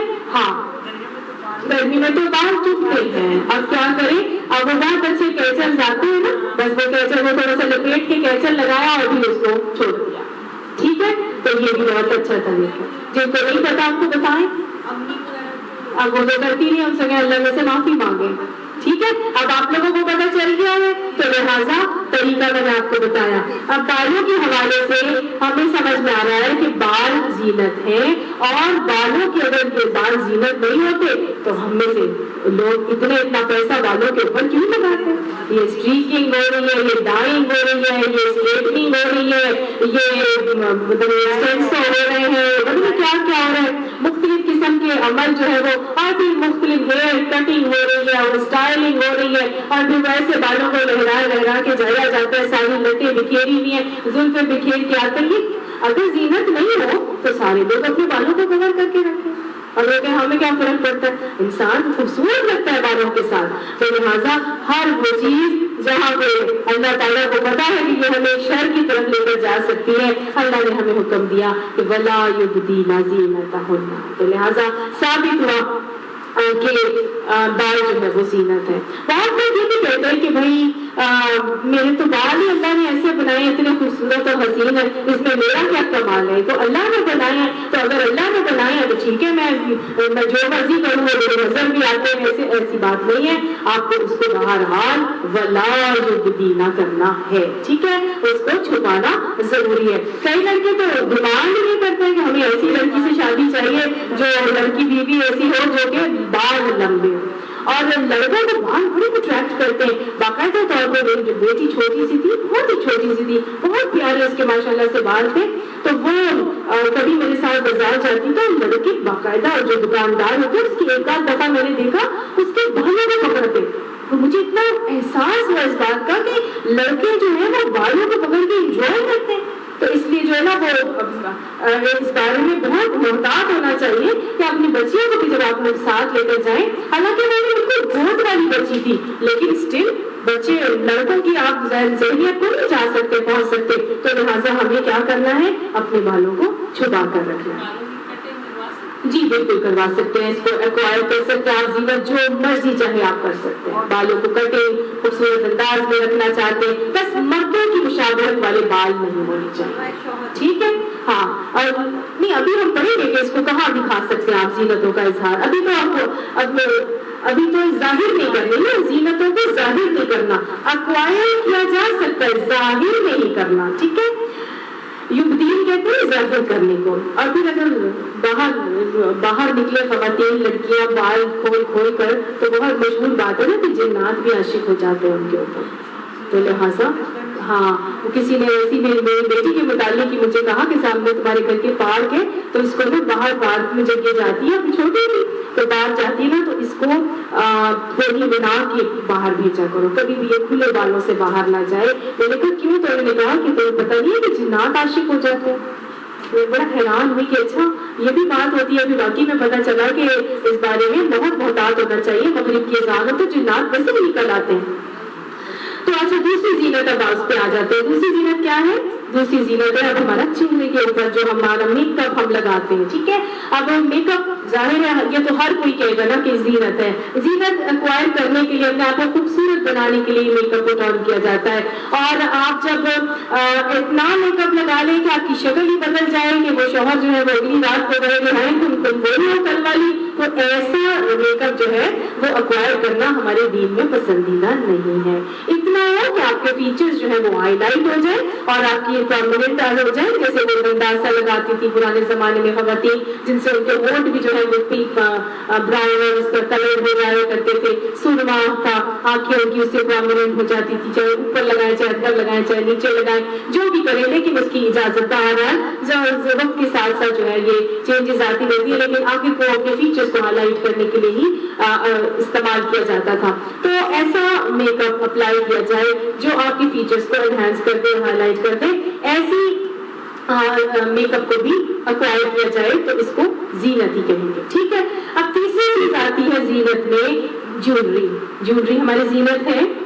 اب اللہ تعالیٰ سے کہے کہ بندہ کہ بھائی اللہ میاں آپ نے عورتوں کو تو بنایا ہی سجنے سنورنے کے لیے, آپ نے تو خود کہہ دیا تھا کہ جی اور وہ عورتیں وہ تم لوگوں کے لیے اپنے لیے وہ بیٹیاں پسند کرتے ہیں اور میرے لیے اپنے لیے وہ بیٹے پسند کرتے ہیں اور میرے لیے بیٹیاں پسند کرتے ہیں. وہ عورتیں تو اپنا مدعا بھی بیان نہیں کر سکتی, وہ زیورات میں پائی جاتی ہیں. تو اللہ نے عورتوں کے لیے زیورات رکھے, عورتیں تو سجنا سنورنا ان کی فطرت ہے, اللہ نے رکھی ہے. اور نو ڈاؤٹ اللہ نے زینتوں کو نکالا بھی ہے اور اس کو اس کی जो है ना तलब और तलब हमारे दिलों में डाली भी है। और अल्लाह ने फरमा दिया कुल इनसे कह दो मन हर्रमा ज़ीनतल्लाहि लती अखरजा लिअबादिही, किसने हराम किया है ज़ीनतों को, वो जो अल्लाह ने अपने बंदों के लिए निकाली थी। तो अल्लाह ने तो हमारे लिए ज़ीनतें निकाली, तो अल्लाह ने जो ज़ीनतें सारी निकाली भी एक और जगह फरमाया ज़ुय्यिना लिन्नासि हुब्बुश शहवाति मिनन निसाइ वल बनीना वल क़नातीरिल मुक़न्तरति मिनज़ ज़हबि वल फ़िज़्ज़ा, सोना और चांदी की मोहब्बत तो अल्लाह ने इंसान के दिल में डाली है। औरत को सोने का बहुत शौक होता है, चांदी का, जवाहरात का, उसको डायमंड्स का, उसको रूपीज का, सफायर का, मोल मोती जो होते हैं पर्ल्स का, होता कि नहीं शौक। और अगर नहीं अफोर्ड कर सकती तो आर्टिफिशियल की तरफ जाती है, लेकिन जाती जरूर है, उसको लेने का शौक जरूर होता है कि मैचिंग मैं भी इसके साथ पहनूं। तो अल्लाह ने नेचर में डाला है, औरत की फितरत में डाला है, इसको भी अप्लाई किया जा सकता है। लेकिन आप ये देखें, अगर ये हम किसी औरत को देखें जिसने कुछ भी जेवर नहीं पहना होता और उस औरत को देखें जिसने जेवर पहन के आई होती है, तो सबकी निगाहें उसी की तरफ होती है जिसने जेवर पहना होता है। इसके बरक्स अगर हम ये देखें कि एक बहुत ही नॉर्मल से कपड़े पहन के आई है और बड़े बड़े से इयररिंग्स उसने पहने हैं जो भी शाइन कर रहे हैं, तो सबकी निगाहें उसकी तरफ उठ रही होंगी ना। तो ये अपने आप को प्रोमिनेंट बनाने के लिए खवातीन खास तौर से इस तरह के जेवर और जीनत को अक्वायर भी करती हैं और पसंद भी करती हैं, तो ये भी जीनत है। ठीक है, ज्वेलरी। अब उसके बाद आ जाता है लिबास। ठीक है, लिबास को देखते हैं कि लिबास हमारी जीनत है कि नहीं। बहुत सारे लोग कहते हैं भाई लिबास तो जरूरी चीज है, ये तो सतर को ढांपने के लिए पहनने ही पहनने, और मेरी सतर ढक गई है बस ठीक है, मैं ऐसे ही निकल के जा सकती हूँ। अगर ये बात है कि अगर हम नॉर्मल लिबास को कहते हैं कि ये हमारी जीनत नहीं है, ये तो हमारी रिक्वायरमेंट है जो हमें पहनने ही पहनने हैं, तो फिर जो जिन कपड़ों में घर में बैठे होते हैं उन्हीं कपड़ों में खराब हुए स्त्री के बगैर या जो रंग बिरंगी आपने कुछ दुपट्टा लिया है, आप उसी तरह उठ के जो है वो कहीं और क्यों नहीं चले जाते। आप किसी के घर में, किसी पार्टी में, कहीं भी जाना हो, आप उसके उस तरह के खराब चुड़मुड़ कपड़ों में क्यों नहीं कहीं और चले जाते। जाहिर है कि लिबास हमारी जीनत है, हम लिबास से अच्छा महसूस करते हैं, हमारी हुस्न और रानाई और दिलकशी में इजाफा करता है। हम अपनी टेस्ट और पसंद के मुताबिक, फैशन के मुताबिक लिबास पहनने को तरजीह देते। अगर लिबास जीनत नहीं होती तो हम उसी तरह ही कर रहे होते सारे मामले, हमें इससे कोई फर्क ही ना पड़ता कि स्त्री है या नहीं है। लाहौर में तो कुछ ज्यादा ही क्रेज है कि जब कहीं किसी से मिले तो ऊपर से नीचे तक आपको देखता है कि जूते कौन से पहने और कपड़े कैसे पहने, स्त्री है कि नहीं है, फैशन के मुताबिक है कि नहीं। वो बाकायदा पूरा एक स्कैन किया जाता है आपके हुलिये को और उससे कैटेगराइज किया जाता है कि आप किस स्टेटस से बिलोंग करती हैं। तो ये तो बहुत ही ज्यादा जी हाँ जी, किस डिजाइनर का चोरा पहना है, बड़ी जबरदस्त बात की है। अगर ये जीनत नहीं होती तो डिजाइनर्स के ऊपर इतना पैसा कोई लगाता। आज पागल हुए हैं लोग डिजाइनर्स और ब्रांड्स के चक्कर के पीछे, और हजारों रुपए के सुना इस दफा के लॉन के जोड़े 7-7 हजार रुपए से शुरू हो रहे हैं। अल्लाह हमें इस जो है ना इस दलदल में धंसने से बचाए, अल्लाह हमें ज़ोहद और कनात हासिल करने की तौफीक नसीब फरमाए। जितना आए अल्हम्दुलिल्लाह हलाल का आए, अच्छा पहने। हज़रत सल्लल्लाहु ने फरमाया था कि जिसने इस्तेदाद के बावजूद भी कम कीमत का लिबास पहना, अल्लाह ताला उसको जन्नत के लिबास अता फरमाएगा। इस्तेदाद है कि मैं 10,000 का जोड़ा ले सकती हूँ, लेकिन मैं नहीं लूंगी, 2,000 का लूंगी, तो अल्लाह ताला मुझे इंशाअल्लाह जन्नत का लिबास पहनाएगा। ये हमारी सोच होनी चाहिए। ये नहीं होनी चाहिए कि मैंने भी उसके हवाले से उसी कैटेगरी का बन के जाना है और उसी तरह की बनना है, ऐसी हमारे अंदर ये सोच नहीं होनी चाहिए। नहीं तो जन्नतों के लिबासों से जो है हम आजादी हो जाएंगे, नौजुबिल्लाह। बहरहाल तो लिबास हमारी जीनत है या नहीं, इस हवाले से ये भी देखिए, एक तो हमारी रानाई और हुस्न और दिलकशी में वो इजाफा करता है। दूसरा, अगर नहीं होता तो आज हम आप ये देखिए कि हमारे घर का जो ज्यादा खर्चा है ना वो हमारे लिबासों पे जाता है। खाने पीने में तो उतना खर्चा नहीं है, या बिलिंग पे जा रहा होता है या हमारे लिबासों पे जा रहा होता है कि नहीं जा रहा होता। एक एक जोड़ा, एक एक फर्द का इतना महंगा बनता है। सादा जोड़ा भी बनाए तो वो 5,000 तो कहीं के लिए है। वो दर्जियों की सिलाइयाँ, सादे से सादा भी ले ले, फिर उसको कुछ लगाना भी, फिर वो दुपट्टा भी, वो 4 से 5,000 का आम जोड़ा। अगर के घर में 4 खवातीन है और उन्होंने 6-6 जोड़े बनाने हैं, कम से कम भी 6 जोड़े तो गर्मियों में बनाएंगी तो वो कहाँ से कहाँ उनकी जो है वो खर्चा पहुंचेगा। ये मैं कम से कम बता रही हूँ, ज्यादा से ज्यादा की तो कोई लिमिट ही कोई नहीं है। फिर शादी ब्याहों पर अगर हमारी जीनत ना होता तो क्या इतने महंगे जोड़े बनाता कोई? शादी ब्याहों पर तो कोई खर्चे और लिमिट की कोई लिमिट ही ना होती। आज शादी ब्याह भी सच्ची इतना मुश्किल मामला हो गया है कि पता नहीं लोग कैसे अफोर्ड करते हैं शादियां करना, और जो इतनी लविश किस्म की कर रहे होते हैं, अल्लाह को क्या जवाब देंगे। यहाँ भूखे लोग मर रहे हैं और उनको अपने अयाशियों से ही फुर्सत नहीं है। पता नहीं क्या कहते हैं इसे, 15 लाख का जोड़ा जो है वो किसी ने मुझे बताया, और फिर मेकअप के ऊपर तो आज लाख सवा लाख रुपए तक मेकअप पहुंच गया। वो जो एक रात है उसका मेकअप लाख सवा लाख तक का पहुंच गया जी। 10,000 का भी होता है, 20,000 का भी होता है, 50 का भी होता है, लाख का भी होता है, सवा लाख का भी, जितने का आपको करवाना है। यहाँ तक हमारे जो है ना वो मामला पहुंच चुके हैं। वो जिस तरह से पैसा आता है तो जाता भी उसी तरह से। जिनके पास हक हलाल का आता है ना, फिर उनको देते हुए भी तंगी और तकलीफ हो रही होती है। अल्लाह हमें इन बातों को समझने की तौफीक दे और उन पर अमल करने की तौफीक दे। दुनिया के लिबासों पर इतना खर्च किया जाता है। अगर ये जीनत ना होता तो क्या इतना खर्च करता कोई? जेवर का तो पैसा फिर भी मिल जाता है कि चलो वापिस किया, लेकिन जोड़े का पैसा नहीं मिलता। वो एक दिन का जोड़ा अगर आपने 10 लाख का बना लिया तो वो ज़ाया हो जाएगा, वो कोई भी नहीं आपका इस्तेमाल करेगा, वो बिल्कुल बेकार। वो 10 लाख कटाई में पड़ गए एक दिन के लिए। और वो अगर लिबास जीनत ना हो तो सारा कुछ करवा ले, दुल्हन को मेकअप करवा ले, जेवर पहना ले, सब कुछ करवा ले, लेकिन सादा कपड़े में उसको बैठा दे तो किसी को भी वो लड़की दुल्हन नहीं लगेगी। दुल्हन के ऊपर रूप ही उसके ड्रेस से आता है ना। बाहर की बात नहीं, मैं तो अपनी बात कर रही हूँ ना। इतना कोई नहीं, मतलब लिबास के बगैर हम तो ये डिसाइड कर रहे हैं कि लिबास जीनत है या नहीं। एक कमरे को देख लें, पर्दे नहीं बनते कपड़े के बगैर, सोफा नहीं सजता कपड़े के बगैर, दुल्हन नहीं सजती कपड़े के बगैर, तो कैसे हो सकता है कि एक औरत जो है वो कपड़े के बगैर सज जाए? डिजाइनर का नाम, वो डिजाइनर के नाम को जोड़े बगैर करने जाते और फख्र किया जाता है। तो गोया लिबास हमारी जीनत है और इसको छुपाना भी लाजिम है, ठीक है। इसके लिए भी क्या आ रहा है, वला युबदीना ज़ीनतहुन्ना। और आपको पता है कि रिसर्च तो ये भी बताती है कि कौन जो डार्क कलर्स के कपड़े पहनता है उसकी ये साइकोलॉजी होती है, जो लाइट कलर के पहनते हैं उसकी ये मेंटालिटी होती है, और जो ऐसे कलर्स पसंद करता है वो इस तबीयत का होता है। तो डिफरेंट तरह की तबीयत जो है ना वो हमारे जोड़े के कलर्स की आकाश होती है, हमारे जोड़े के कलर्स की आकाश होती है। तो ये हमारी तबीयत की भी आकाश होती है। अब उसके बाद जो है अगली जीनत जो है वो हमारे जिस्म के हवाले से हमारा रंग हम देख लें। हमारा रंग हमारी जीनत है, ये अल्लाह की देन है, जैसा उसने बनाया है वैसे ही है। और आज तो खैर रंगों को भी बहुत चेंज किया जा रहा है, वो डिफरेंट किस्म के इंजेक्शन लगा लिए जाते हैं और उससे जो है रंगत को गोरा किया जाता है, कैप्सूल्स खाए जाते हैं और रंगत को गोरा किया जाता है। बहरहाल ये एक ऐसी चीज है जो ये हमारी अल्लाह की तरफ से गिवन है, इसको हम छुपाने को भी नहीं छुपा सकते, ठीक है। ये तो जाहिर होना ही है, ये वो छुपी हुई जीनत है जो हमारे अंदर मौजूद है। इसके बाद देखते हैं चेहरा हमारी जीनत है या नहीं है। अगर चेहरा, बाज़ लोग कहते हैं नहीं है जी, अल्लाह ने हमारे फीचर्स बनाए हैं ऐसे, अल्लाह ने हमारा लंबा फेस बनाया, अल्लाह ने मुझे गोल फेस दिया, अल्लाह ने मेरे लिप्स वैसे बनाए, अल्लाह ने मेरी आंखें ऐसी, मेरे से मेरा तो कोई कमाल नहीं है, मैं इसको क्यों छुपाऊं, ये मेरी जीनत तो नहीं है जो मैंने एक्वायर की है, यहाँ जाहिर में कर रही हूँ, ये तो नेचुरल चीज है जो अल्लाह ने दी है।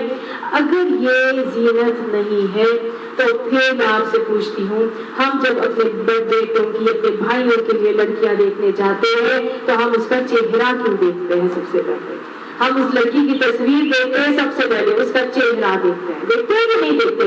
अगर ना जीनत होती तो हम उसके हाथ पर देख के शादी करके आ जाते हैं, ऐसा तो नहीं होता ना। हम उसका चेहरा देखते हैं फिर उससे शादी करने का मामला करते हैं। तो गोया सबसे पहली निगाह जो इंसान की पड़ती है वो अगले के चेहरे के ऊपर पड़ती है। ये चेहरा बताता है कि ये कैसा है। तो लिहाजा اللہ تعالیٰ نے تو ساری لڑکیوں کو خوبصورت بنایا ہے، لیکن اس خوبصورتی کو مزید خوبصورت بنایا جاتا ہے میک اپ ایکوائر کر کے. لیکن جو چہرہ بنا دیا تو اس کو بھی، یہ بھی اللہ تعالیٰ، یہ بھی ایک زینت ہی ہے جو اللہ تعالیٰ نے ہمیں دی ہے. کسی کو کیسی پسند ہے، کسی کو کیسی پسند ہے.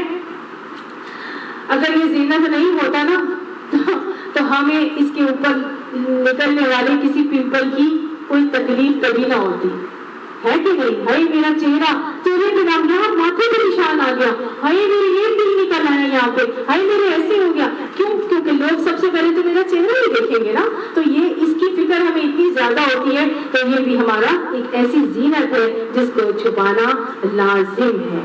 اللہ نے آگے فرمایا ما ظہر منہا ولا یبدین زینتہن الا ما ظہر منہا. زینتوں کو ظاہر نہیں کرنی، لیکن وہ جو خود سے خود ظاہر ہو جائے وہ اس سے مستثنا ہے.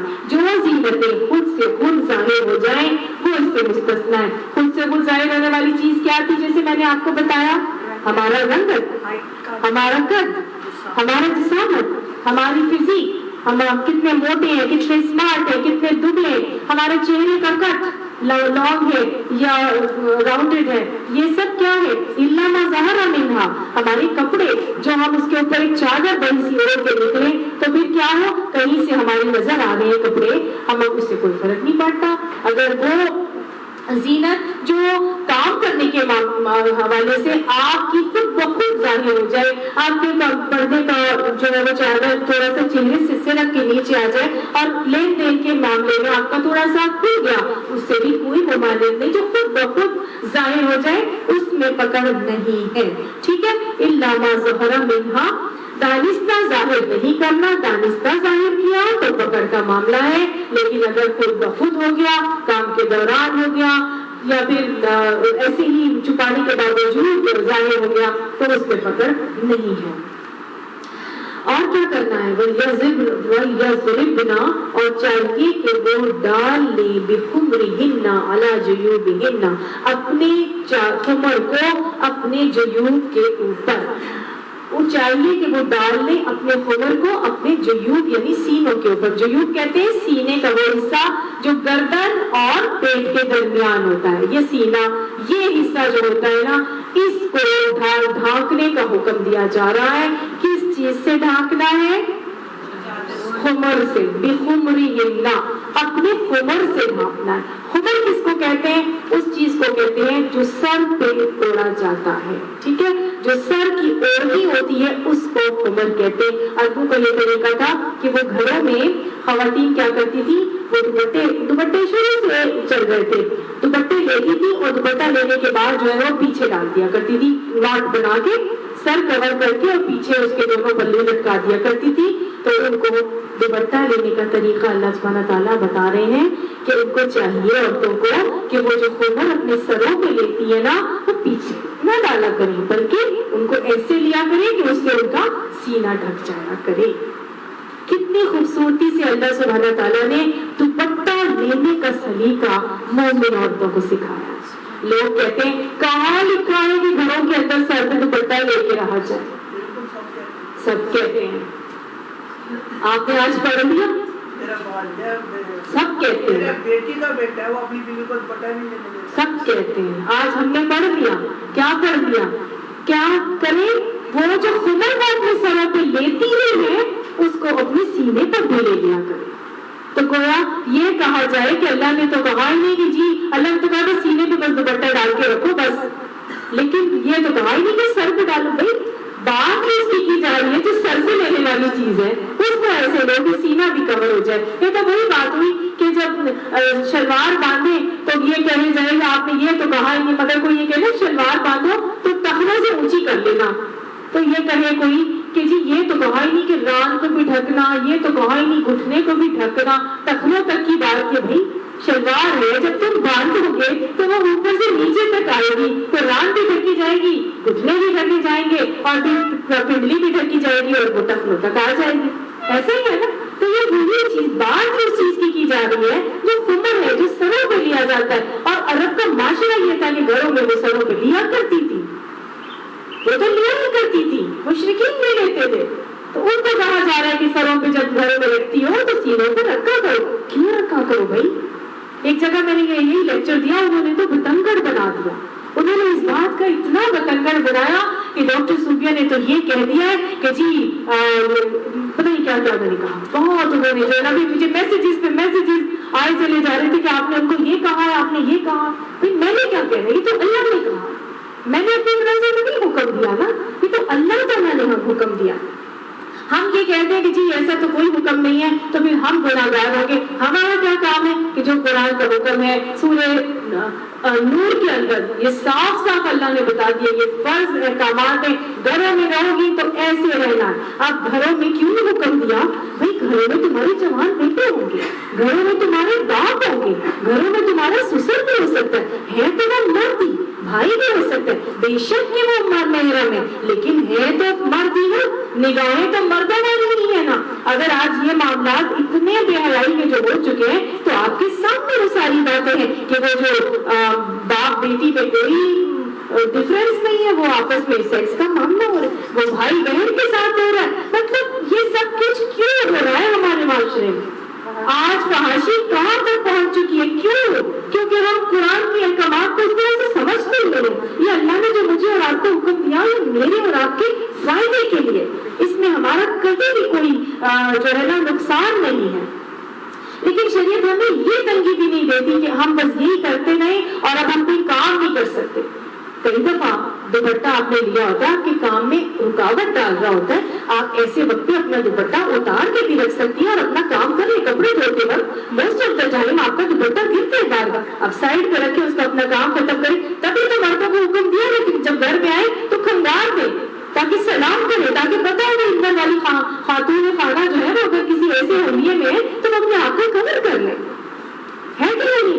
उसके अलावा आप जब काम कर रहे होते हैं तो आपकी कई दफा सतर आया हो जाती है, जाहिर हो जाती है, फिर भी कोई हरज नहीं है। काम के दौरान आपका दुपट्टा ऊपर नीचे भी हो जाता है, कोई उसमें पकड़ नहीं है। लेकिन बेहतरीन बात यह है कि आप सरों को ढांप कर रखें और सीने को कवर करके रखें। वला जुबदीना ज़ीनतहुन्ना, और ना वो जाहिर करें अपनी जीनतों को। अब ये बता दिया गया कि जीनतों को पहले तो बताया था इजहार ही नहीं करना, वो सारा किसके लिए था? नाम महरम के आगे था। लेकिन अब वो लिस्ट बताई जा रही है कि जीनतों को अगर एक्वायर करती हो तो सिर्फ इनके सामने इजहार कर सकती हो। ये अब सारी लिस्ट बताई जा रही है। वो कौन है? इल्ला लिबुलतिहिन्ना, यानी अपने शौहरों के सामने या बापों के सामने, या फिर अपने शौहरों के बापों के सामने, यानी जो तुम्हारे ससुर हैं, या अपने बेटों के सामने, या अपने शौहरों के बेटों के सामने, वो भी आपके लिए महरम है, या फिर अपने भाइयों के सामने, या फिर अपनी बनी अखवानिहिन्ना, या बहनों के भाइयों के बेटों के सामने, या फिर अपनी बहनों के बेटों के सामने, औ निसाइहिन्ना, या औरतों के सामने। कौन सी औरतों के सामने? जो उनके अंदर की औरतें हैं, आपस में मेल जोल की औरतें हैं।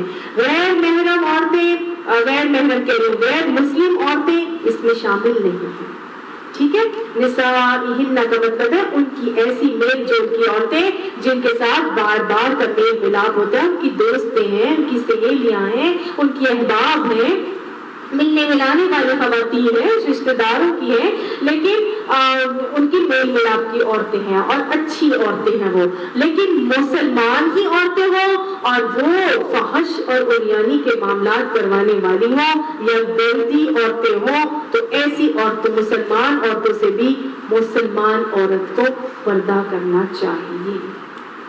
निसाइहिन्ना का मतलब है ऐसी औरतें जो उन्हीं के दरमियान उसी तरह की औरतें हों। अगर मुसलमान हैं लेकिन वो गलत हरकतों में मुब्तला है तो ऐसी औरतों से मुसलमान मोमिना औरतों को पर्दा करने का हुक्म है, ठीक है? कुछ ये कि गैर मुस्लिम औरतें हों। हज़रत सैयद अहमद खान को बुलाया गवर्नर जनरल ने, दावत की, और उन्होंने कहा कि आप अपनी बीवी को नहीं लेकर आए। वो अपनी बीवी को नहीं लेके गए। पूछा आपकी बीवी को नहीं लेके आए? तो वो कहने लगे कि हाँ, हमारी बीवी असल में, हमारी औरतें जो है ना वो पर्दा करती हैं। تو انہوں نے کہا آپ ہمیں پہلے بتا دیتے، ہم آپ کی یہ پردے کا اہتمام کر دیتے اور ہم پردے میں ان کو رکھ لیتے، ہماری خواتین وہاں تو چلی جاتی ان کے ساتھ. تو انہوں نے کہا کہ ہاں لیکن ہماری شریعت میں جو ہے نا ہماری مسلمان عورتوں کا غیر مسلم عورتوں سے بھی پردہ ہے. تو مسلمان عورتیں غیر مسلم عورتوں کے سامنے بھی پردہ کریں گی. نسائہن میں شامل ہے یہ بات بھی.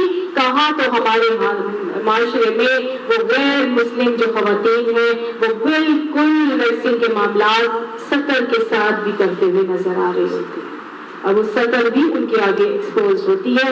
اور یہاں تو یہ حکم دیا جا رہا ہے کہ ان کے سامنے زینت کا اظہار نہیں کرنا، لیکن ہمارے یہاں جو ہے پورے کے پورے میکسنگ کے معاملات انہی سے کروائے جا رہے ہوتے ہیں کرسچنوں کے ساتھ. تو کتنی ضرورت ہے نا اس بات کی کہ ہم اویئرنیس خود بھی رکھیں اور آگے بھی اس بات کو پھیلانے کا جو ہے وہ معاملہ کریں. اگر آپ کو یہ معاملے کرنے ہیں تو اس کی شریعت اجازت دیتا ہے، 70 کے دائرے کے اندر رہ کے کیا جا سکتا ہے، لیکن مسلمان خاتون کے ساتھ کرنا. ڈھونڈے کوئی مسلمان ہے تو وہ یہ کام کرے، لیکن آپ سطر تو بالکل بھی ان کے سامنے نہیں کھول سکتے. اور میں نے آپ کو پہلے بھی سارے ڈیٹیل اس کے حوالے سے بتائی بھی ہے. لیکن یہاں پہ اب وہ خواتین جو کرسچن ہیں اور گھر میں کام کے لیے آتی ہیں پھر ان کے ساتھ کیا کیا جائے، تو وہ بھی آپ کی نسائہن میں شامل ہو جاتی ہے، کیونکہ وہ آپ کے گھر کے اندر کام کرتی ہے. اور گھر کے اگر آپ کو پتا ہے کہ وہ اچھی خاتون ہے اور آپ کے گھر کا اس نے چارج سنبھالا ہوا ہے تو آپ اس کے سامنے بھی آ سکتی ہیں پوری زینت کے ساتھ. ٹھیک ہے. اور وہ ملکت ایمانہن، یا وہ جو تمہارے لونڈی زیر غلام ہو. یہ تو بہت لمبی آیت ہے، میرا خیال ہے ٹائم ختم ہو رہا ہے، اس کو ہم یہیں پہ ختم کر دیں. ٹھیک ہے. اور ما ملکت ایمانہن او التابعین غیر اولی الاربۃ من الرجال او الطفل الذین لم یظہروا علی عورات النساء. یہاں تک کر لیتے ہیں. تو ٹھیک ہے. اور اس میں اگلی بات کس کی آ رہی ہے؟ مملوک اور زیر دست مرد. وہ تمہارے لونڈی غلام جو تمہارے زیر دست ہیں اور کسی قسم کی غرض نہیں رکھتے، اور وہ بچے جو عورتوں کی پوشیدہ باتوں سے ابھی واقف نہیں ہوئے ہوں، ان سب کے سامنے بھی تم زینتوں کا اظہار کر سکتے ہو. اپنے لونڈی غلاموں کے اندر زیر مملوک جو زیر دست لوگ ہوتے ہیں ان کے اندر یہ عام سروینٹس شامل نہیں ہوتے جو ہمارے گھروں میں کام کرتے ہیں. ان میں وہ لوگ آتے ہیں جو غلام ابن غلام ہمارے سرونٹس ہوتے ہیں جو کسی قسم کی غلط نظر اپنی مالکن کے لیے نہیں رکھتے. اس حوالے سے بہت ساری رائے مختلف قسم کی آراء آتی ہیں کہ ابن عباس فرماتے ہیں کہ اس سے مراد سیدھا سادہ بدھو یا مغفل آدمی ہے جو عورتوں سے دلچسپی نہیں رکھتا. یہی آ رہا ہے نا کہ جو کسی قسم کی غرض نہیں رکھتے ہو. دوسرا آتا ہے جو پیٹ کی روٹی پانے کے لیے تمہارے ساتھ لگا ہو.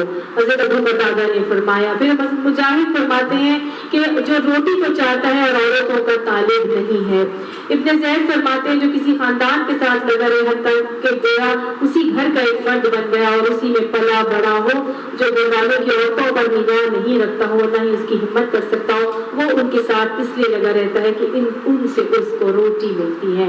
تو آپ کو سمجھ میں آ گیا ہوگا کہ اس سے مراد کون ہے. یہ ہمارے ڈرائیور اور میخان سامنے یہ علماء شوفر وہ ہمارے اس کے اندر شامل نہیں ہیں. ان سے بھی اسی طرح سے پردہ کرنا ہے اور زینتوں کا اظہار ان کے سامنے نہیں کرنا. اب ایک کیٹیگری اس میں رہ جاتی ہے اور وہ ہے مخنث کی کیٹیگری. وہ جو کیا کہتے ہیں ہجڑے ہوتے ہیں ان کو جو ہجرت کا کون لفظ بھی ہوتا ہے خسرے. یہ کیٹیگری جو ہے پھر اس کے ساتھ کیا کیا جائے کہ اس کے ساتھ بھی اجازت ہے زینت کے ساتھ جایا جا سکتا ہے. اس چیز کو لے کے بہت سارے لوگ جو ہے پارلرز میں جو ہے وہ جاتے ہیں جہاں پر میلز جو ہے اپنا بیوٹیفیکیشن کا یا ہیئر کٹنگ کا کام کر رہے ہوتے ہیں کہ جی خسروں کے ساتھ کوئی اجازت ہے ان کے سامنے تو ہم اپنا پردہ اتار سکتے ہیں. تو اس حوالے سے یہ بات بھی یاد رہے کہ حضرت ام سلمہ کے گھر آپ صلی اللہ علیہ وسلم ایک مرتبہ تشریف لے کے گئے تو وہاں پر ان کے بھائی جو تھے اس نے وہ باتیں کر رہے تھے ایک مخنث کے ساتھ اور وہ جو مخنث تھا وہ اس کو کہہ رہا تھا کہ کل اگر طائف فتح ہو جائے تو غیلان ثقفی کی بیٹی بادیہ کو حاصل کیے بغیر نہ رہنا. پھر اس نے بادیہ کے حسن اور اس کے جسم کی تعریف کرنی شروع کر دی اور اس کے پوشیدہ اعضاء تک کی صفت بیان کر ڈالی. آپ سے سب نے باتیں سنی تو فرمایا خدا کے دشمن تو نے تو اس میں نظریں گاڑ دی. پھر آپ نے حکم دیا کہ ان سے پردہ کرو، آئندہ یہ گھروں میں نہ آنے پائے. تو ایسے مقدس لوگ جو اپنے اندر یہ اعلان رکھتے ہیں عورتوں اور مردوں کے حوالے سے، ان کو آپ صلی اللہ علیہ وسلم نے گھروں میں آنے کی اجازت جو ہے وہ منع کر دی، ان کو اجازت جو تھی وہ اس سے رخصت کر دیا. تو اس حوالے سے ہمیں یہ ساری باتیں سمجھ میں آ رہی ہیں کہ اللہ سبحانہ تعالیٰ نے ہمیں کہاں کہاں جو ہے وہ پابندی لگائی ہے کہ کن کن کے سامنے ہم اپنی زینتوں کا اظہار کر سکتے ہیں اور کہاں ہم نہیں کر سکتے. اب بچوں کی بات آ رہی ہے کہ وہ بچے جو عورتوں کی پوشیدہ باتوں سے ابھی واقف نہیں ہوئے ہوں. اب جو وہ بچے جو بہت چھوٹے ہیں، جن کو بھی نہیں پتا کہ عورتوں کی پوشیدہ باتیں کیا ہوتی ہیں، ظاہر ہے کہ ان کے کاموں کے لیے آپ کو بار بار ان کے پاس آنا پڑتا ہے. ان کو دھونا بھی ہے، نہلانا بھی ہے، ان کے کپڑے بھی بدلانے ہیں، ان کے ساتھ کھانے پلانے کا معاملہ بھی کرنا ہے. تو آپ ان کے سامنے اگر اپنے یہ اتار کے رکھ دیں اپنا جو دوپٹہ ہے تو کوئی حرج نہیں ہے. ٹھیک ہے، ان کے ساتھ یہ مشکل ہے آپ کے لیے کہ آپ نے اس کو اٹھانا ہے، کرنا ہے، نہلانا ہے، دھلانا ہے، اس کو دودھ پلانا ہے، سب کچھ ہی آپ کو کرنا ہے. تو آپ ان کے سامنے اگر اپنا سکل کا بھی معاملہ ایسا ہو جائے تو ایسے کوئی معاملہ ان کے لیے خرابی کا نہیں ہے. چلیے یہاں تک ہم کرتے ہیں، انشاءاللہ اس کے بعد کنٹینیو کریں گے اگلی کلاس میں. آخر دعوانا الحمدللہ رب العالمین وما علینا الا البلاغ. صدق اللہ.